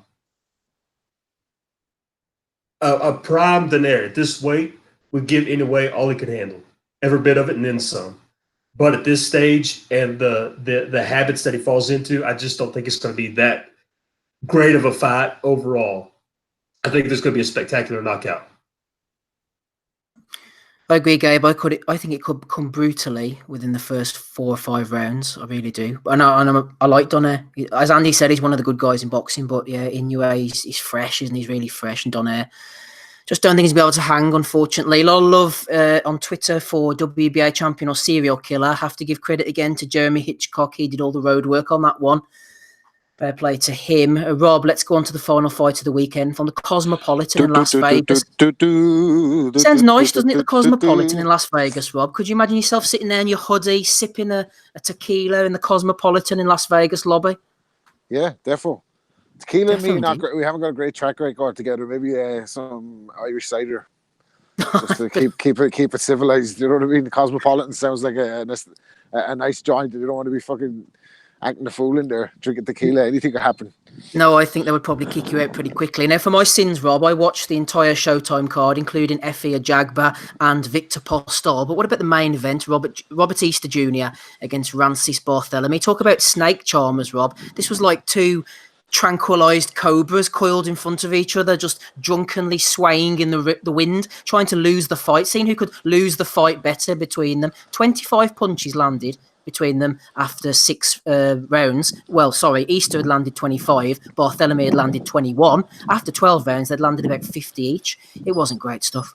Easter Jr. is just a pain in the ass at this stage, isn't he? Like, just holding up things at lightweight after losing his title. Like, thing about him is when he burst on the scene, everyone was like, oh, Easter Jr., he's like a Mark Breland, he's like a Tommy Hearns, he's so big at the weight, he's a freak of nature. But he doesn't seem to use any of his attributes in the fight. And I've said it before on the podcast. I mean, I saw Broner last night floating around the lobby again on some fight hype videos and everything. Get away from Adrian Broner. Like, your career is going to go nowhere if he's part of your entourage and his entourage or your entourage. He's not giving everything. He looks like to me, Easter Jr. looks like to me like a guy that's not giving everything to the sport outside the ring. And it's starting to show in his performances. His last 4 fights have been duds. Like, so he needs to get back to knockouts, and he needs a trainer that's going to get him to use his attributes. Like, he's a giant at the weight. He's long. He can punch a little bit as he's seen in his early career. So he should be doing a lot better than he's doing. But you can dominate him, Rob. If you push him back, you can dominate him. Exactly. He doesn't know how to fight on the inside. Doesn't know how to fight on the back foot. And he should, for a guy like they should be part of his makeup as a fighter for a guy with his attributes. Like I said, like his size, his length and everything. There should be automatic that he knows how to box on the back foot and he knows how to fight inside at some stage. So his career is going nowhere. His career is started off promising, and it's his last 5 fights now that I can think of off the top have been complete duds. So I think he needs a change, Easter Jr., before it's too late. Here's a fighter Robbie could get in the corner, who is now a trainer, who could teach him to do the things he used to do back in the day. What about Mark Breland? Well, Breland, yeah, he'd be an ideal coach for him. As bad as people think Deontay Wilder is, before Breland was involved, he was a lot worse. Like, he has worked on some of the fundamentals with him. Certainly the straight shot down the pipe, which was one of Breland's specialties. Anyone who saw that Lloyd Honeyghan fight kind of tested that. So, yeah, why not Breland? But he needs a change anyway. If Broner's involved somewhere along the stage, or somewhere along the lines at some stage, it's going to go bad for him. Like, he can't be, you know what I mean? He just attracts trouble. He's not dedicated. He lives for the spotlight. Like, so if you're around that guy and around all those yes men, you're not going to, it's shown in his performances. So he needs a change. Yep. Get rid of Broner, says Rob. Gabe, did you see anything of this? See anything of the big Nigerian heavyweight, Efe Ajagba? He hit his opponent, Mr. Wallish, while he was on the floor. Tony Weeks didn't do a thing about it. He then stopped Wallish on the ropes after he landed about 4 punches. Thought he looked a bit stiff, Ajagba. Not really. I'm off the train, Gabe. No, I have no idea. I didn't really see any of that, Steve. No problem. Ozzy, Andy, any quick words from you on this card? Ozzy, starting with you. Mohamed Mimoun, no punch, unfortunately. Well, he had one against Sam Eggington, I suppose. Postol, too experienced. Yeah, correct. Betting was a lot closer than the fight eventually played out. I thought Postal pretty solid victory, to be honest. And it's going to be interesting to see where they go. Really, I mean, was this for one of these IBO like world titles, or was it just? They both had IBO on the back of their shorts, didn't they? it was like a big shit stain. So, God, I mean, it means fuck all anyway, that doesn't it? But it'd be interesting to see where Postal goes next. I think that'd be a great fight for Catterall. You know, going back to where we thingy, where we were mentioning before, you know, about him want, you know, like a step up prior to someone like Maurice Hooker. I think that'd be a perfect fight. He asked Josh Taylor a lot of questions. If MTK, Frank Warren, feel like Catterall is on a similar level, then I think Postal would be a great fight for him. Not that it is ever going to happen, but I think that would be a decent fight for him, and one that I'm sure Postal, well, he's probably in a club now, really, that, you know, he needs, you know, like stepping in at a last minute or something, because in reality, you're not going to pick him as, you know, like a defense of a world title. So it's going to be interesting to see where he goes next. Yeah, Del Boy's Boxing News on the chat agrees with me. Wallish did some good work on the inside, a bit worrying, very stiff. He's talking about a jagbat and upright, but he does have good raw attributes. Jason Chucker is not happy about my Breland suggestion. He said he can't do anything with Wilder. What's he going to do with Easter? But you're talking different gravy here, Jason. You know, Easter and Breland were in around the same weights during their respective careers. Wilder's big right hand, he's a heavyweight. I think Breland would be a good fit for Robert Easter. What do I know, Andy? What do I know? What do you know about this card anyway? Did you manage to see anything of it? Steve, I didn't care last week. I didn't give a shit yesterday, and I certainly won't give a fuck tomorrow. What? Go on, Oz. Nothing. I was just laughing at Andy's blunt response, which I think. What I would say is that, in all fairness, that Easter and Bartholomew is a decent fight, well matched. Yes, it didn't play out, but I'm not going to hammer the promoter for that, because, look, it's not his fault. On paper, that's a decent fight. It not playing out and being, you know, a huge fan favourite, all-out war, or where they trade off on each other, that's not something you can control. So I'm not going to slag somebody off for making a competitive fight that doesn't play out, you know, to be fan-friendly and one that everybody wants to see again. Well said, Ozzy. Translated as praise be to Al Heyman. I can get on board with that type of sentiment. Rob, a few questions. One for you from Richard Swig. He said, inspired by Tommy's recent Twitter post, not the Coogan one, not the Coogan one. Don't worry, it's one of his more tame posts, Rob. What's the best broadcasting team? I'd go Lampley, Bernstein, and Manny Stewart. So I think Richard Swig's putting together his own sort of fantasy broadcasting team. So he's gone for Jim Lampley, Al Bernstein, and Manny Stewart, with Roy Jones and Andy Lee as guests during the fight. Lampley gets emotional, says Richard, and forgets himself sometimes, but I love his passion. Could Lampley and Bernstein work together, Rob? I don't know. It's a bit of Marvel versus DC again here now in the commentator spectrum. I would like Jimmy McGee, Harry Carpenter, and Jim Watt, and Reg Guttridge, and Howard Cosell. The dark-skinned gentleman. No, I don't know. I think Malignaggi's pretty good addition to any lineup. He's excellent. To me, HBO was so hard to top. And Showtime was a close second with Bernstein and Jim Gray. But I think, to me, Lampley, Larry Merchant, Kellerman, Roy Jones, over the years, I think they've just been brilliant. And it's a pity they're gone.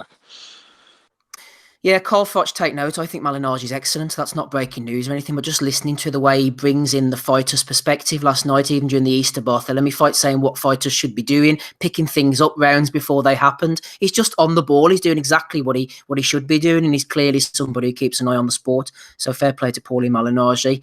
He is a decent dude. Right, Gabe, question for you from Jeremy Hitchcock. Not quite as intense as his WBA rankings or serial killer question, but he has thrown this in. He said, Jeremy, I believe Teofimo Lopez is the next Adrian Broner. What do you think about this then, Gabe? Teofimo Lopez, in Jeremy Hitchcock's educated opinion, is the next Adrian Broner. Do you think he might go the same way as AB?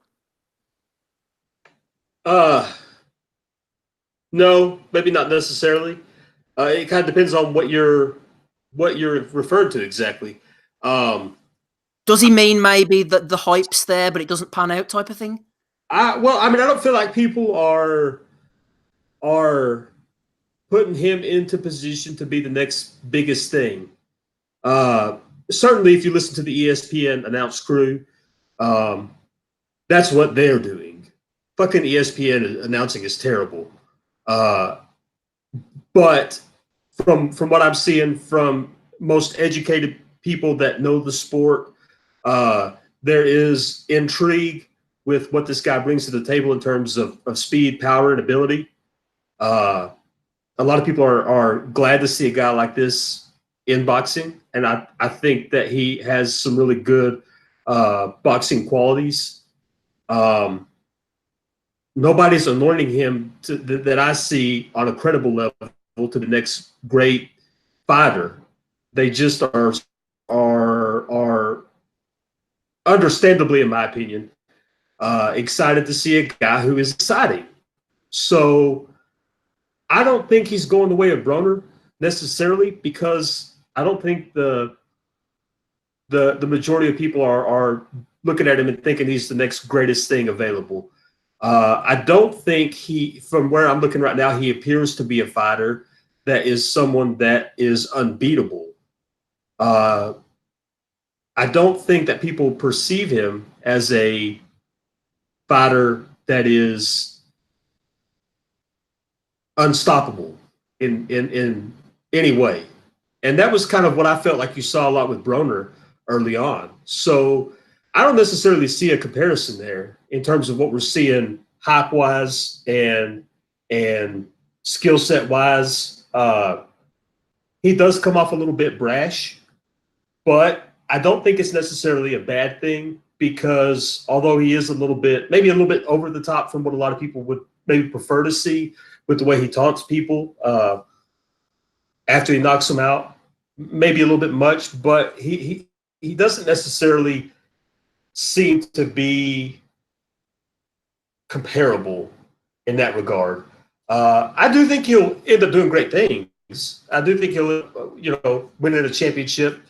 Punching people in bowling alleys, getting What's arrested that? all the time. Do you think he'll be like AB, punching people in bowling alleys and getting arrested and appearing on TMQ or whatever? Well, I haven't really heard anything about that kind of stuff from him.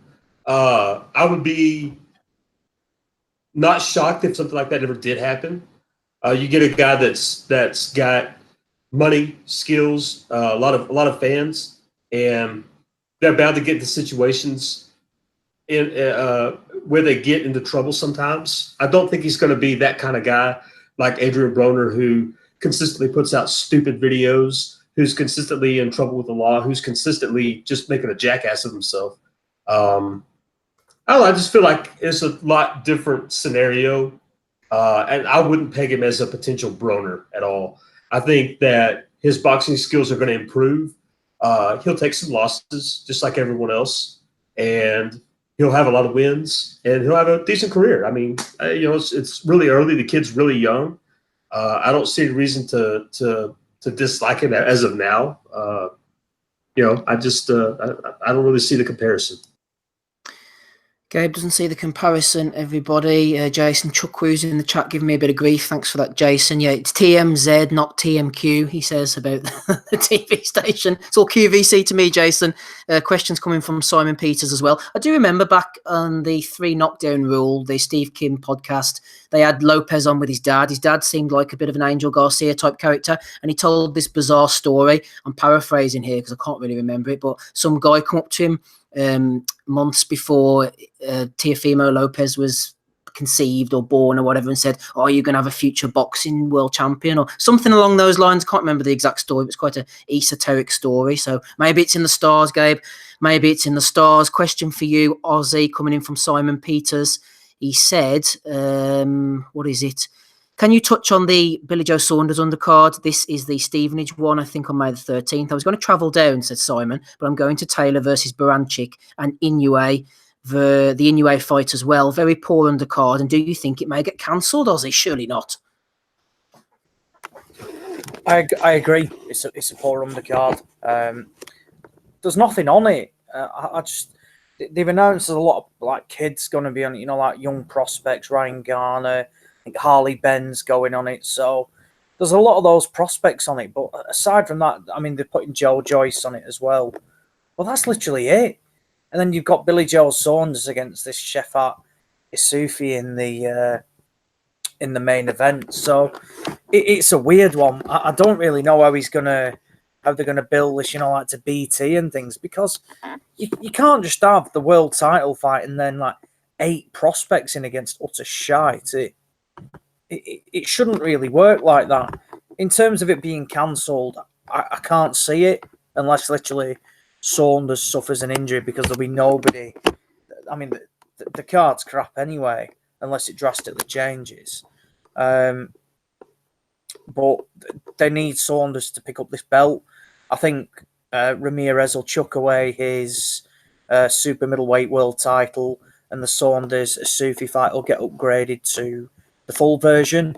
So it's a perfect opportunity for Saunders to win the belt, and they'll want Joe Joyce out in May prior to him fighting in July.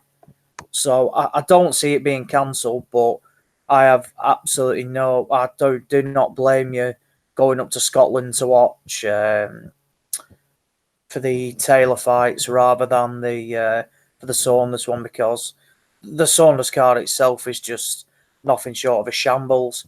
It's essentially like a York Hall 25 fight card with a glossy main event, because, like I said, at the moment on Brockstrek you've got Harvey Horn against TBA, Ryan Garner against TBA, Dennis McCann making a debut, and Sanjeev Sahota against Henrik Herak, 2-6. So I think me just mentioning that has probably sold 500 tickets for that fight alone. Get Dave Allen on, Ozzy. Well, yeah, well, what can we say? Yeah, People's Champ, hashtag. No, well, Dave is, if you cut Dave open, he'll bleed Sky and Edward Hearn. He's having nothing to do with BT, so he wouldn't be seen. He wouldn't be seen on that sort of show. So it's all about Sahota and Herak. If Saunders and Isufi's off, there's your headline. Could you imagine? Jesus. Fuck me, imagine that. Oh my God, Vauxhall Conference, eh? Anyway, Andy, I was going to ask you about Ankayas, but you've reminded me about a card and a fight I'd completely forgotten about. Ilunga Makabu, hardcore's hipster's favourite, once got iced by Tony Bellew. He's going in against the mighty Cuban from Cork, Mike Perez. Makabu against Perez. If any of these, Andy, have anything left, it could be a decent scrap. Yeah, hopefully it's not one of these fights we're going to make it like wait months and months and months. Just about like I think it was Makabu against Machuno. I think it was one of these fights in Africa. But yeah, you think it's probably I don't want to say last chance for him, because the guys have not really kind of got a lot of losses on the records and stuff. But since he got iced off Bellew, he's not really. He's been all over the place. Makabu. He's been in Germany. He's fought in France, South Africa, Zimbabwe. So he's all over the gaff and that. There's Mike Perez wasn't exactly kind of inspirational in his fight against Bredis, and I'm trying to remember now actually as well when the last time I actually saw him fight. So I can't think it'll be anything great. I don't think. As for Beterbiev and stuff, I've never seen his opponent as such, and that, so I'm not going to go too heavy on it. Andy, Andy, I think would you not have seen his opponent, Mr. Kaladzic, fighting against Marcus Brown a couple of years ago? No. Do you remember? It was the fight a lot of people thought Brown lost, and they always reference it. Was this the one that they were talking about a rematch? Was it DeBella? I think it was involved. Yeah, Kaladzic was disappeared from the ring from 2016 to 2018. He's had a couple of fights since then, but he's been off the radar. He's not active enough to cause Beterbiev problems, I don't think. Well, how's he getting a world title fight? But being inactive doesn't hold you back, Andy. I know. I suppose you need to just grease the right pockets, I suppose. But I think Beterbiev naturally is going to keep his KO streak going here. So I probably did see that fight against Marcus Brown, but it's clearly a long time ago. So I kind of recall it. As for Nkajas against the Japanese Funyai, now Funyai obviously he's been in some decent opposition in the past. Him and Inoue have got a opponent of comparisons that you knocked out with Beralto, was it Paranhas, that Inoue knocked out quite early in his career, like 2 or 3 rounds. So the guy's been in with some, he's been in deep. He's got a decent enough record and stuff. But I was reading some comments and stuff about Nkahas. Apparently he's been a wee bit slightly overweight, and he might struggle to make it, because there was talk of him vacating the title and moving up in weight before this fight was actually even made. I think it might even been quoted that after his last fight. So it's maybe one to kind of keep an eye on. But obviously Nkahas has got a couple of good wins in his record and that as well. Arroyo, Conlon, for example, and stuff. So this is his first world title fight for the Japanese fighter as well. So we'll wait and see how it goes. But I think it might be one of those type of fights where Nkahas probably doesn't again impress me. He hasn't been impressive in his last few mandatory defences, but I think he'll probably win it on points, and the Japanese fighter will probably give him his best. Give him as good as he can get anyway, basically. But I think Nkahas will probably do enough to squeak by it. Maybe not look impressive again, and probably, it might be, again, as I say, it might be interesting to see what he's like on the scales if he loses the title on the scales and that as well, and if the IBF clause is still in effect for this fight. The 10% increase, the £10 increase. Sorry. So it'll be interesting to see if that's maybe an effect in that as well. So I think, what night is that? Saturday night, Friday night? This card. Saturday night, Top Rank. Yeah. Yeah, so we're going to be kind of spread over between that and the Canelo fight, but it's okay, I suppose, but it's not great. But as I says, and Kahas, obviously, again, as I says, he's been getting a lot of shit in that for lackluster displays in his last couple of defences and stuff, and so as I say, maybe a shot wouldn't they be off? Wouldn't they be against the rim as a possibility here? A bit like Zolani Tete, Andy. You never quite know what you're going to get. Possibly. I mean, again, at the end of the day, this guy he's fighting. He's fought his entire career in Japan. If you want to look through his record, that you would think 7 losses as well. Yeah, you look through it. But some of those were kind of early in his career. Yeah. Ishida, who widely outpointed off Yafai, I think it was. So it was a close-ish fight for what I can see on the scorecards. But you would think, anytime he steps up in class, he gets beaten, and there is a few opponents in his records that are quite suspect. 0-3 fighter, maybe like or a debutant here and there, kind of like a tick-over fight and that. But as I say, it might cause him problems. But this is his first opportunity for a world title fight for a Japanese fighter, and probably will be his last. So you need to try and make it count. Yeah, fun time, fun yoy. It's his last opportunity. I'd expect Nkahas to get rid of him and then hopefully move on to bigger fights. Gabe, Andy was talking there about Beterbiev against Kaladze. If, what do you call him again? It is Kaladze, isn't it? Let me see. Oh, Kaladzic, sorry. Yes, anyway, we're wondering why he got this title shot, Gabe. Well, let me tell you why he got this title shot. After he lost to Marcus Brown, controversially, in April 2016, he got a win by knockout over 16-0-1 Travis Peterkin in September 2016. He then took off nearly 2 years and came back with a TKO win in the Florida State Fairgrounds Hall in Tampa against Brad Austin, who was 13-28, no less. No IBF title in sight, by the way, in any of these fights. He then knocked out Alex Terran, who was 20-2 in October 2018. And now, some 7 or 8 months later, he finds himself in an IBF light heavyweight title fight against Artur Beterbiev. Gabe, what do you make of that? Man, it's mind-boggling to me how so many good fighters are left out of title fights, not given an opportunity after they've worked for years to earn a shot at it. There's young guys that are starving, trying to work an average 40-hour plus a week job and still train in order to get opportunities to devote themselves to the sport of boxing full time, to make that their career, what they do because they love it and because they want to prove themselves. It's absolutely this fucking disgusting. It's horrible. It's horrible for the sport.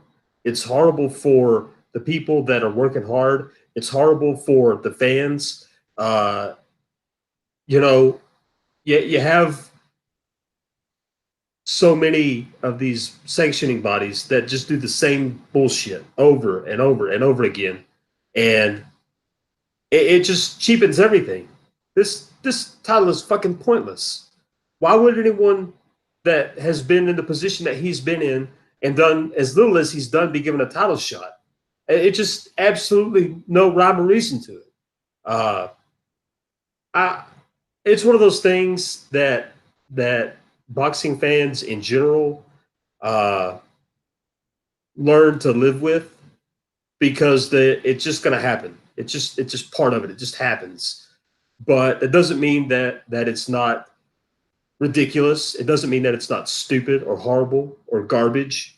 You know, the IBF is crap. The WBA is crap. They're all crap. I mean, the WBC, who in some people's eyes may be one of the least scummy, if that's how you want to put it. You see them make a fucking new title every other day. They get trainer fucking titles for the Canelo Triple G fight. You know. Well, but Gabe, that Mayan belt looks lovely, doesn't it? It's just ridiculous. I understand that sometimes you want to make a little bit of extra pageantry for a fight. Like Malinaji and Judah. They fought for the WBC Brooklyn belt or something. They kind of sanctioned a little trinket type belt for two fighters that were fighting in their hometown, who had outstanding careers, who, you know, had a rivalry. And I'm okay with a little bit of that kind of stuff. If you want to, you know, do something nice and have something like that for a fight like these two guys that are, you know, a rivalry in some ways, you know, but it's not an official sanctioned belt. You know, it's not something that I'm going to fight for being from Texas. It's not something that, you know, a Russian is going to come over and fight for the Brooklyn title. So, I mean, I can see a little bit of special pageantry on occasion, as in some of the stuff the WBC does, I guess. But when you're talking about a core title, a fucking core title, this is a world fucking title. There should be, honestly, one of these in the world, not 4 or 5. It's a core fucking title. And you've got a guy that's done nothing to deserve that shot. It's ridiculous. It's absolutely ridiculous. And Beterbiev, I hope he gets knocked the fuck out. I hope he gets knocked the fuck out for taking this fight like a little bitch. And I hope that the title gets looked at like a piece of garbage, because that's what it is. If you're not his fault though, Gabe, is it? That's what the fuck it is. It's not his fault, Gabe. What's that? It's not his fault. It's not Beterbiev's fault. He's just being put in front of him, isn't it, by the sanctioning body? No, it is. It very much is. It's his fault. It's management fault. It's everyone's fucking fault. It's everybody that has a role in this kind of bullshit. It's my fault for watching this shit. It's your fault for commenting on it. It's true. Bullshit that happens over and over again. And it's fucking ridiculous. Thumbs up from Gabe there. More titles, plea from the Texan. Right, let's move on to the big fight of the weekend. Next weekend, Saul Canelo Alvarez against Danny Jacobs over in the T-Mobile Arena. Eddie Hearn's got his dirty paws all over this, so has Golden Boy Promotions. As for the undercard, the best thing you can say about it is there are fights on it. I think we'll leave that to one side. Ozzy, let's start off with you, shall we? You love a bit of Canelo. Oscar De La Hoya, we mentioned him just now. He's been doing a lot of talking before this one, talking about Canelo's legacy, about all the fights he's going to have to take. He's looking to cement his legacy. We know Golovkin, of course, is in the picture. He's fighting Steve Rolls. He's quit. He's split from Abel Sanchez. But Eddie Hearn says that Jacobs will beat Canelo by decision. What do you think about Eddie's projection there, Ozzy? I tell you what, it's got to be. It'll have to be extremely wide to nick a decision against Canelo. We've seen already that there's contentious decisions that he's been involved with, and they've always edged towards him. Personally, I can't see it. I think Canelo will have too much for Danny Jacobs. I certainly think it would be competitive, but I rate Canelo. I like what he does, and I just think he'll have a bit too much for Danny Jacobs. I'm not look, I thought the performance he put in against Golovkin was more than commendable, but I'm not. Look, he's decent. I just don't think he'll have enough to beat Canelo in this instance. But it's a great fight. It's one that I'm pleased is happening, and I'm not going to applaud them for taking it because they'll be getting millions and millions of dollars for this fight. But it's going to be interesting. I'm intrigued to see the size of Jacobs as well, because I know against Golovkin he basically fucked the IBF title off, didn't he?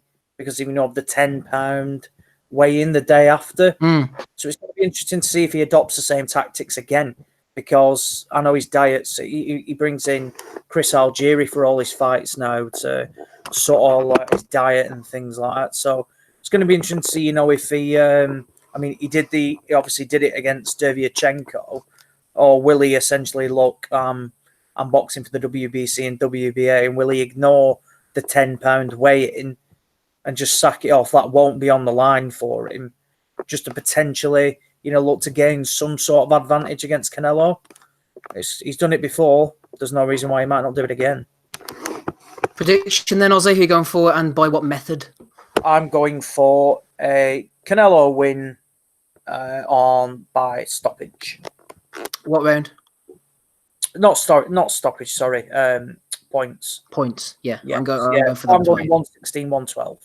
160. Oh, that's pretty close. Yeah, wouldn't be surprised by that. The great Adelaide Bird was spotted at ringside last night. Thankfully, she hadn't got a pen and paper in her hand. What a fucking She was mess. kept safely away back, Andy. But talking of the officials, one man who didn't cover himself in glory last night, as I mentioned during the FA Ajagba fight, was Tony Weeks. Well, he has been chosen for the big one. He will be the referee, Mr. Weeks, for the Canelo Alvarez-Jacobs fight. And the judges, Andy, it's pretty standard. Can't really argue with these. Dave Moretti, Steve Weisveld, Glenn Feldman, very experienced judges. They have the odd bad one here and there.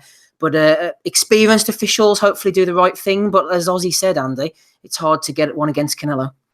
Yeah, usual faces or usual suspects, I suppose, in the judging panels and that. But I suppose if you look at Canelo's record, there has always been a suspect scorecard and a handful of these kind of biggish fights. The Trout fight, for example. I think looking at it really, Jacobs is, he's decent. He is long. He's got a decent jab. He's got decent hand speed. His foot movement's okay, and he's got decent IQ for his level. And I just think Alvarez is a couple of levels above that. I think he's probably close to a complete fighter, as we're going to probably see. We can see him closing down ring. He can work the body. He's worked on his defence. He's kind of does that kind of slip and move thing. He tries to kind of employ some sort of kind of shoulder roll that kind of Floyd. He's obviously learned from the Floyd fight. He kind of fights off the rope sometimes that as well, and I just think he's far better counter punching that as well. He will rip the body. I just think he's better in every department. That what Jacobs can do, Canelo I think is like a level or two above it. So I wouldn't be surprised with the stoppage, but I just think I've always kind of shot on Jacobs for kind of like getting beat off or iced off Parog and that, but he got back up, Andy. Yeah. Dave Lee's often said this, and I watched the fight recently again for the first time since it happened. And I tell you what, I thought, was it Robert Byrd at the time? He was maybe a bit quick to wave that off. Possibly, but I've not watched it since then, actually, to be honest. But I think it was probably just maybe a freak, to be honest. But I don't think Canelo stops him, though. I wouldn't be surprised if it was to happen. Maybe with a dodgy, maybe with a dodgy call or whatever and that as well. But I think we'll see Canelo win.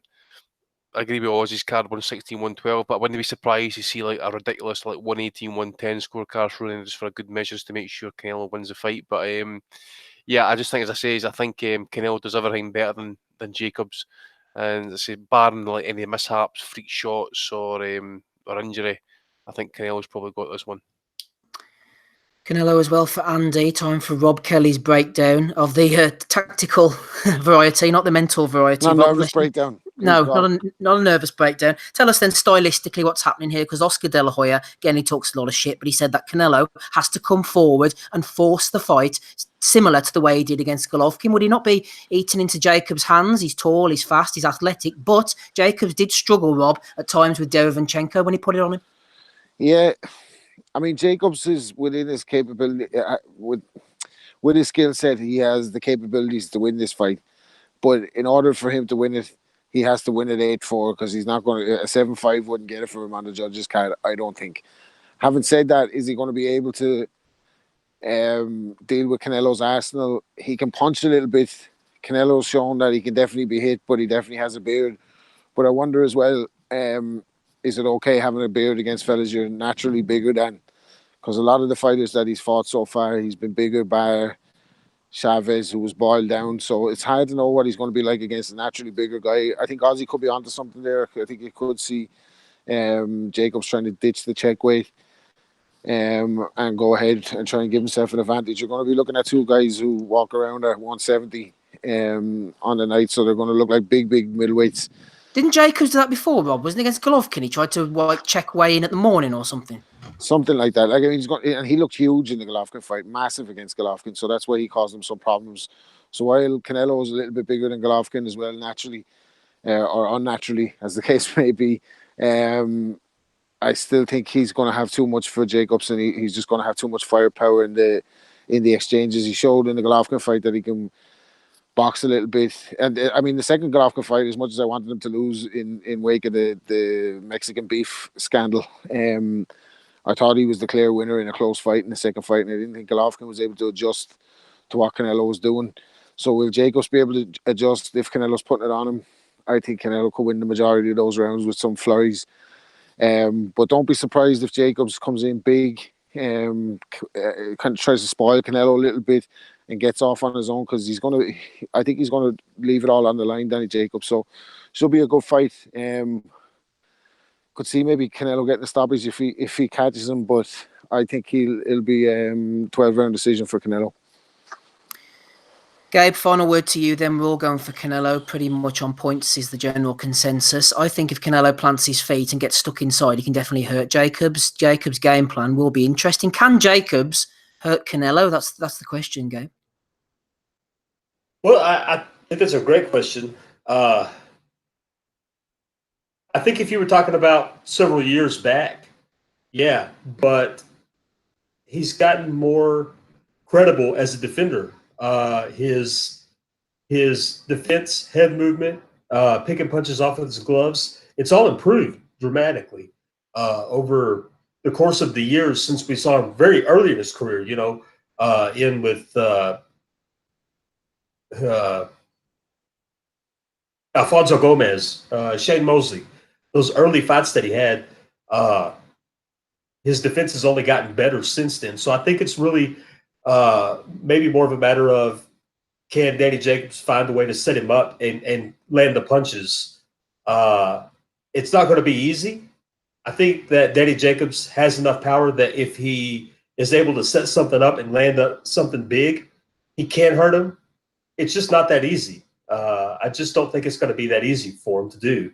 It's something that just doesn't happen. Guys aren't able to really load up and wail on him. You see, the real best way that people have had success hitting Canelo clean is with a jab, with movement as well, and not being stationary. If he goes stationary, I think Canelo's quick enough to look off punches, to move his head and slip some punches. So if his plan is to load up and go in there and land a home run punch, he's going to fail dramatically. It's not going to be a close fight. It's going to be a long, boring night. He's going to have to set it up and land something in a way that it just kind of comes out at the perfect moment. And it's not going to be something that is easy to do. I don't think he's going to hurt Canelo. I think he's going to get hurt. But I do think, again, like the rest of you guys, it is a distance top fight. I don't see Canelo pulling the trigger often enough and with big enough punches to put Jacobs out. I think Jacobs' size is going to be formidable, and I don't see Jacobs doing enough to win the fight. I'm going Canelo by decision fairly easily.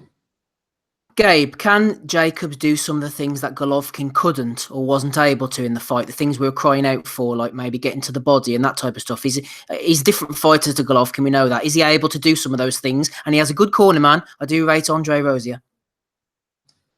I think the potential is there. I think the potential is there. You've got a guy that has plenty of attributes to allow him to do that. But when he goes down to the body, is he going to cower when he gets hit upstairs with a counterpunch? That's going to be a real question. Is how's he going to deal with the counterpunches that are going to come his way from Canelo when he goes to the body? So my thought is he's going to have a hard time landing punches. If he does find a way to consistently make it down to the body, can he stand up to the counterpunches that are going to inevitably land on him? Then we'll see what's what. I think that'll be the telling story if he does decide to go to the body. I still don't think that's going to work either. I just don't see him really doing anything that's going to give him a better chance than Golovkin had. I think that Canelo from the outside is a lot different than Canelo when you're on the inside with him. And it looks a lot different. It looks a lot easier than it really is from the outside to a lot of guys. I think he's got a lot of subtle ways of defending and punching with fighters that makes him harder than what he appears. I think it's going to be interesting to see how quick Canelo can get to the body. Because Jacobs, I think it's going to be interesting to see how quick Canelo can get to the body, because Jacobs is a bit longer than the guys that he's used to fighting. So he normally dips that left hook to the body, digs it in really effortlessly. So I'm just interested to see how quick he'll be able to get inside on Jacobs. Well, I think that's going to depend again on part of how Jacobs decides to fight. Honestly, I really feel like his best chance is maybe to be inside. I know that a lot of people might not think that because he's the bigger guy, but I feel like on the inside is where he'll be able to rough Canelo up and push him back and possibly find some success there, and that'll be kind of the starting point. If he can do that, he can build up to mid-range to outside, and then find a game where he's moving a little bit in, moving a little bit out. Not in terms of large amounts of ring movement, but just enough to keep Canelo guessing with the range, because that's what you saw Lara do really well in their fight. Was, even though a lot of people felt like it was running, he kept distance well, and when Canelo got close, he found ways to change the distance. And so to me, it's going to depend on, can Jacobs get inside and have success, and then when he does, can he step back and hit him with a punch then? Because that's where you're going to find it. It's going to be work inside, step back, then throw a punch, because he's looking for something while he's still inside. That's my thought on it. I'm not sure. Love hearing from you, Gabe. Also, Don McNamara's been in touch, Rob. It's quite a tame question from him, but it's for you. He said, Rob, what is your favourite Destiny's Child song, and who's his favourite in the group? It's got to be No, No, No, the Wyclef Jean remix. And I tell you, Beyonce is my favourite, obviously. What do you think I have? Like, I have eyes, don't I? But I did a show once with Kelly Rowland, and she was real. Had kind of stage fright backstage. It was crazy looking at her. Like, she was selling her 10 million records, and she was there bottling it like in front of the pod in Dublin. But and I was nearly met Beyonce twice, because I was on the side of the stage where Jay-Z played at Oxygen. I was like standing on this thing that was taped up on the ground, and a fella comes out and he's like, that's Beyonce's area. Like, so if she comes out, you can say hello to her, but don't try and take a photograph with her. I was like, oh, cool, I'm going to get to meet Beyonce. Like, but it pissed rain and she never came out. I was raging. And the other time at Bleak's wedding, Jay-Z was there, but I thought, like, she was going to be there with him. No. So 2 times I didn't get to meet Beyonce, Dom. Can you believe it? But I wouldn't have tried to murder her and put her in the back of the trunk like the rest of your question is inevitably going to be. Like, But Rob, the asylum has moved on. You're dropping Kelly Rowland. Once we were dropping Kelly Maloney. I've never been in the vicinity of Kelly Maloney, thankfully. I have. Wouldn't work out with me and her anyway. She'd have to change her name to Kelly Kelly. She has to up her transsexual game, though, Rob, I heard. Definitely. I Shout knew out to her Tyann, who listens to the pod, by the way, Tyann Boots. So he's doing very well sexually now and no longer sleeping with the rejects of society to get a Dyson.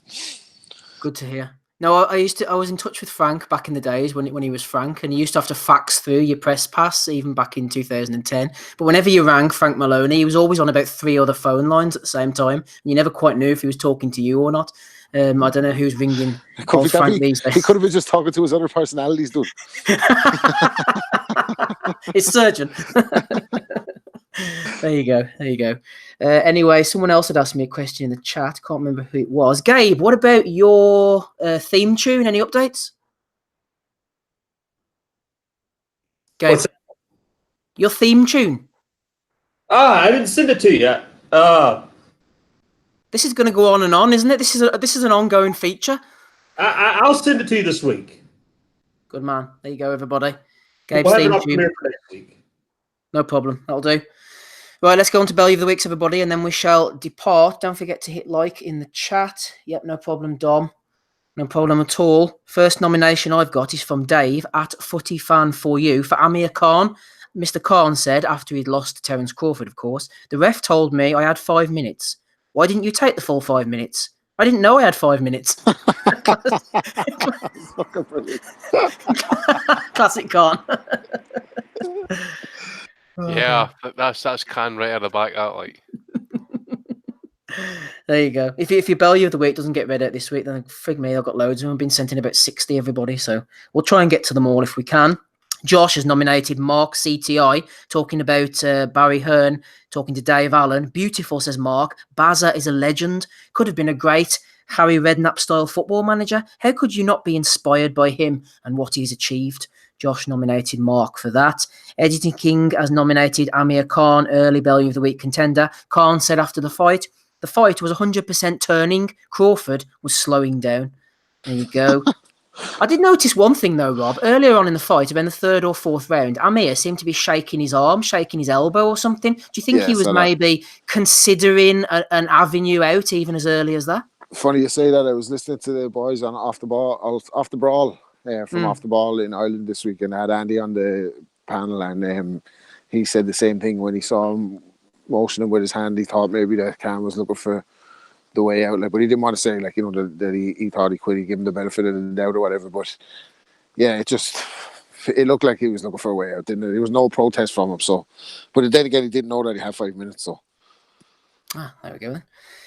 Brian threw in a few nominations last week for Be Real TV, talking about the Khan and Crawford fight. I've screenshotted quite a few of them. He also nominated Sam Jones. Come on, Eddie Hearn, says Sam. Jones is the manager of Joe Joyce, by the way. I've got no issue, says Sam Jones, if it's Ortiz, but you're not honestly saying Michael Hunter and Char and Trevor Bryant are more credible than Joe Joyce. Joe is more known in the US than all 3 of those. Brian King got stuck in there. 13, Mike Boxing has nominated Boxing King Media. Until you start believing in yourself, it ain't going to happen. He then put a photo of Dave Allen meeting the real Mick Foley. Now, I'm not into the old WWF, but my youngsters do watch it. And Mick Foley, also known, I'm reliably informed by my 6-year-old son, as Mankind. And he had another alter ego. Cactus Jack. Cactus Jack, that's it. There you go. Finlay informed me of this earlier on. I was asking him, so there you go. But anyway, he's friends with Dave Allen now, so he's obviously going up in the world. World Boxing Council, WBC themselves, have put on a new belt. Breaking news, this will be the WBC belt at risk for Canelo versus Jacobs. The Mayan belt has the traditional green leather, gold and carved jade. That's AIDS, that belt, by the way. Hashtag conquer everything, Andy. I seen that belt the other day. That it is fucking awful. And I see if I was a fighter, but I'd actually feel dirty having to pay a sanction fee for that shit. Put it in the bin like Riddick. Yeah, I mean, what if Jacobs wins his fight, by the way? What the fuck's a Mayan belt going to fucking do? His heritage or his people any good? He's a fucking black man, for Christ's sake. This could be the lost civilization of the fuck's Atlantis belt. What was it I said before, Rob? The Inca Continental title? That was worth another go, wasn't it? Yeah, no, you did well to bring that back, man. Good stuff. Good stuff, good stuff. Yeah, Jason Chuckrew saying Finlay is another WWE wrestler. Yes, my son actually is a fan of this Finlay. He often strips down, no top, and jumps out and pretends he's Finlay. So there you go. I'm quite in on the wrestling, Jason. Quite in on the wrestling these days. There you go. Let's move back on to Bellew of the Weeks before I get nominated. Mac MJ Frank Zero has nominated Tony Yoka. Yoka was giving off about Jarrell Miller getting caught. Pop Kettle Black, Rob. It might come to mind. At least Tony Yoka put his juice into some good when he pasted Dave Allen. Exactly. Well said. Chad Hogan is nominated Martin Mulcahy. Looks like Anthony Joshua will fight Andy Ruiz now, says Martin. Not an easy fight, in my opinion, especially since Ruiz is an excellent and tricky boxer who just shook off ring rust last week. Historically, does well against, and then it's cut off. But he went on to say, Mr. Mulcahy, I still make Joshua the favourite, but it's not a tough fight. It's a tough fight, Andy. He still makes Joshua the favourite against Ruiz. You know, as if he has to say that, as if that's the thing worth mentioning. I don't know where on earth they find these people, but anyway, Brian King nominated that one. Where are we? Let's have a look. James Bairstow has nominated all of the belts. Just heard Frank Warren boasting about his heavyweight stable. Says all of the belts. Fury, Joyce, Dubois and Gorman. I think he has forgotten. Eddie Hearn has Anthony Joshua, Dillian White, Alexander Usyk, Joseph Parker, Derek Chisora, Murat Gassiev, Dave Allen. So there you go. Going through the list there. Dave Allen gets on the bottom of that one. Let's see what else we've got here. Anybody else got anything to throw in, by the way, while I'm rambling on here, Andy? I've got one from Barry Jones just for that comment he made about Lartey last night. Obviously, John Rollins saying as he looks every inch of his 27 years. You're right. 27-year-old, my fucking arse. But apparently he had problems trying to enter the country with his visa, and Barry Jones, quick as ever, just pipes up saying this must be a problem with the date of birth on the passport. So I like that comment. Eddie Hearn for claiming that Joshua has received at least 4 blood tests in 1 week, 2 by UCAD, 2 by VADA, which is probably bullshit. I very much doubt you're going to get 4 blood samples taken in 1 week by 2 different bodies. I just don't see it. Who else was it? Somebody else. I think Rungvisai for saying that he thought he won the fight. No, definite Bellew of the Week for that one. Go on, Robert. As bad as Sean Porter is to look at as a fighter, he's even worse as a pundit. So PBC have this YouTube, I presume it's from the TV, fight show hosted by none other than Showtime Sean Porter. So this week the guests were Caleb Plant, Leo Santa Cruz, and Mikey Garcia, and then Deontay Wilder via satellite. And the first question was to everyone, do you fight for legacy or do you fight for money? So Mikey said, it's purely legacy. I went up. Spence, I could have got the same money fighting down the way than an easy fight. Caleb Plant is I want to be a legend. Wilder is I want the best fights. And I went to Leo Santa Cruz and he was just I'm just really in it for the money. Surprise, surprise. So, that was brilliant. Flip me, I'm surprised they got a decent line out to that talking robot. Nice guy, but flip me, talk about media managed. There you go. At least he's honest, I suppose. Yeah, I actually went up in my estimation because if he'd have fucking said legacy, I would have been nominating him the same. Yeah, in years to come, people will be looking at his wins over Chris Avalos and Kiko Martinez with sepia-tinted glasses. Let's see the next person we have on this Bellew of the Week list. It is Roger responding to an announcement that Eddie Hearn is signing more Uzbeks to the team. You have more Uzbeks in the stable than Brits these days. Maybe you should move Baz Hearn's base from Brentwood to Baku. Babs jumped in. That's in Azerbaijan, he said, in response to that comment there from Roger. Also, who was this one? Let's see. Jake Winterbottom has nominated Big Zaki Vosk. He was responding to Dave Allen. A lot of Dave Allen nominations this week, talking about Murat Gassiev as a possible future opponent. For not many, Andy, don't worry, not many. Make that fight. Make that fight. Gassiev Allen. Fuck me. Gassiev will be on an attempted murder charge. The one-sided beatdown. WBA champion and serial killer. Fuck me. Where do these people come from? There you go, Mr. Vosk with a nomination as well. Harley Marshall has nominated Clarissa Shields. She has this vendetta going on against Saw Rungvisai. Why can't we find Saw Rungvisai on BoxRec, says Clarissa. That's because he's down as Wangek. People were jumping in and explaining to her. Nelsie. Cocaine Dawkins has nominated Jeff Horn. Jeff Horn smiles. I want the scalps of Canelo and Triple G under my belt. Yeah, good luck with that one, Jeff. Gabe has nominated Lance Pugmire. Now we know why Srisaket Saw Rungvisai shuffled back off to Thailand. Estrada wallops him throughout the first and buckled the knees at the bell with a right. And Jamie Houghton has been nominated by the Bantams. I wanted to elaborate on that a little bit. Go on. Motherfucker that was sitting there saying that this fight was close and even had Rungvisai up at some points in the fight, several points. God. Wow. There you go. Yeah, people at ringside, I saw Steve Kim and somebody else debating this. They had it like a draw. I just don't know how on earth. I know, people see different things, don't they? But how on earth they had that, I'm not sure. Right, Jamie Houghton, Aussie will love this one, nominated by the Bantams amongst many other people. I honestly believe Dave Allen could take 10,000 fans to America if he ever boxed over there. Hashtag People's Champ, says Jamie Houghton. Team White Rhino. What do you reckon, Oz? 10,000? 10K to LV? Oh, it pisses me off so much. This persona, like he does big tickets. Adam Smith even said on commentary last week, it's quite quiet in the L2 tonight. And who was fighting? David Allen. So, no. Whoa, the Rhinoettes are just unreal. They're as bad as they come. 10,000 people traveling to America to watch Dave Allen. How many people did he take to France? You can fucking drive there. What did he take? 5? Something like that. Fuck's sake. There we go, then nomination for Jamie Houghton. Just a few more, Andy, don't worry. Chad Hogan has nominated Dewey Pell for talking about the Cage Warriors show. I think he was at some kind of kickboxing thing last night. They've just played the Greatest Showman soundtrack, which is a massive guilty pleasure of mine. Nomination from Chad. Adam Booth was nominated by a few people, including Evan Fields, TBE. Booth put up a picture of Joe Calzaghe, Sugar Ray Leonard, Muhammad Ali, and Josh Kelly. I think he was trying to make some kind of Olympic comparisons between those guys. Sonny Edwards, friend of the pod, nominated by Chad as well. After about 4 long conversations and 3 fight night tweets, Dave Allen has finally followed me back, says Sonny. I feel like I finally made it.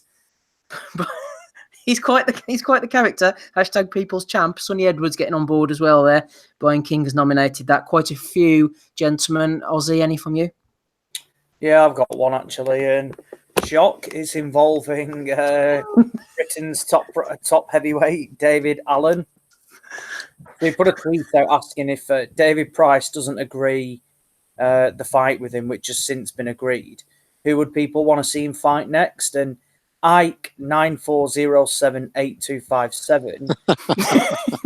Joe Joyce, I think you are the much better boxer and will prove too much for him on the night. So Ike, you're fucking deluded as well. And that isn't the fucking case. So yeah, you're up for a Bellew of the Week. You'd think with a name like Ike, he'd know his boxing. Maybe he's more of the Ibeabuchi variety than the Corte. Or the Turner. Oh, yes. Maybe indeed, maybe. Gabe, any nominations from you, apart from your Lance Pugmire spectacular? No, that's it.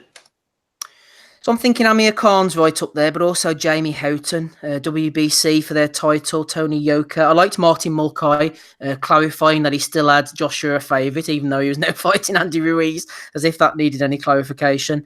What do you reckon then, Andy? It's between Amir Khan and Jamie Houghton for me. Amir, I think, might have won last week, so I think I'm going to go for Jamie Houghton, who said that he thought Dave Allen would take 10,000 fans to America. Yeah, it's definitely up there. I would probably need to throw a 3-way in there. So Jamie Houghton, Rungvisai for saying he won the fight, and Khan for saying it was turning against Crawford. There you go. 3 from Andy. No messing about there. 3 WBA champions. Gabe, you're going to nominate 1 for me, maybe 2, maybe 3. Who knows? Who you going for, Gabe? Sorry, I had a hard time getting to unmute. That's right. I still got to go with Pugmire. What an idiot. Dan Rayfield caliber idiot. Yeah, Dan Rayfield apparently was maybe people know about this already, but I heard someone on another podcast, other ones are available apparently, talking about Dan Raphael being banned from press row or something, kicked off by the top brass at Top Rank over some comments he made on ESPN. Long live journalistic freedom, I suppose. But anyway, that's beside the point. Ozzy, who are you going for? Maybe Jamie Houghton would get your vote. Is that the moron that said Alan had set 10,000 to America? Hashtag People's Champ, indeed. Yeah, him. However, I'd just like to combine all the Rhinoettes for the garbage comments and just nominate Dave Allen fans in general. I think they've had quite a week, and it'd be wrong to single out one. And when they're all on a similar level of being completely deluded. So if I need to pick one, it's the 10K fan, but an honourable mention to all the Rhinoettes as well. Honourable mention indeed. At the point I took the screenshot, Rob, Jamie Houghton had 7 retweets and 3 likes. I honestly believe Dave Allen could take 10,000 fans to America if he ever boxed over there. Hashtag People's Champ, Rob. You're a bit of a champ on this podcast. Who are you going for? I like Amir's, I knew that I had 5 minutes, so why didn't you take the 5 minutes? Well, to be honest with you, I didn't know that I had 5 minutes. It's just like, is he punch drunk or just fucking, it was fucking brilliant. Like the way he said it, it's like, it was like a complete kind of caricature of himself, like a parody of the deluded Amir Khan account. Like, it was absolutely brilliant. So yeah, Amir gets it this week. And it wasn't him that won last week. How could we ever forget Serafini? Oh, Serafina, yeah. She must be exhausted, Steve. Yeah. GTFOH, Rob. GTFOH. Yeah, exactly. There you go. Yeah, I forgot all about Sarah. And I didn't think it was Amir, but I couldn't quite remember. I was thinking Clarissa Shields for some reason. I think she won the week before. There you go. Yeah, I followed. Can we get her a fight with a man, by the way? She keeps calling out for a fight with a man. Can some matchmaker make that happen in gender neutral 2019? Can we get Clarissa Shields that fight that she's clamoring for with a man, just to see how it turns out? She could fight Big Baby Miller. Or maybe she could. Anyway, we'll leave that. Leave it there, Rob. Rob's getting too excited now because Vivian Obanov got a win over the weekend. Yes. Team Vivian. Let's get out of here, everybody. Thank you for your Bow of the Week nominations. Thank you for your company in the chat, on Twitter, etc. We've had a good one tonight. Thanks to Sean Edwards for coming on.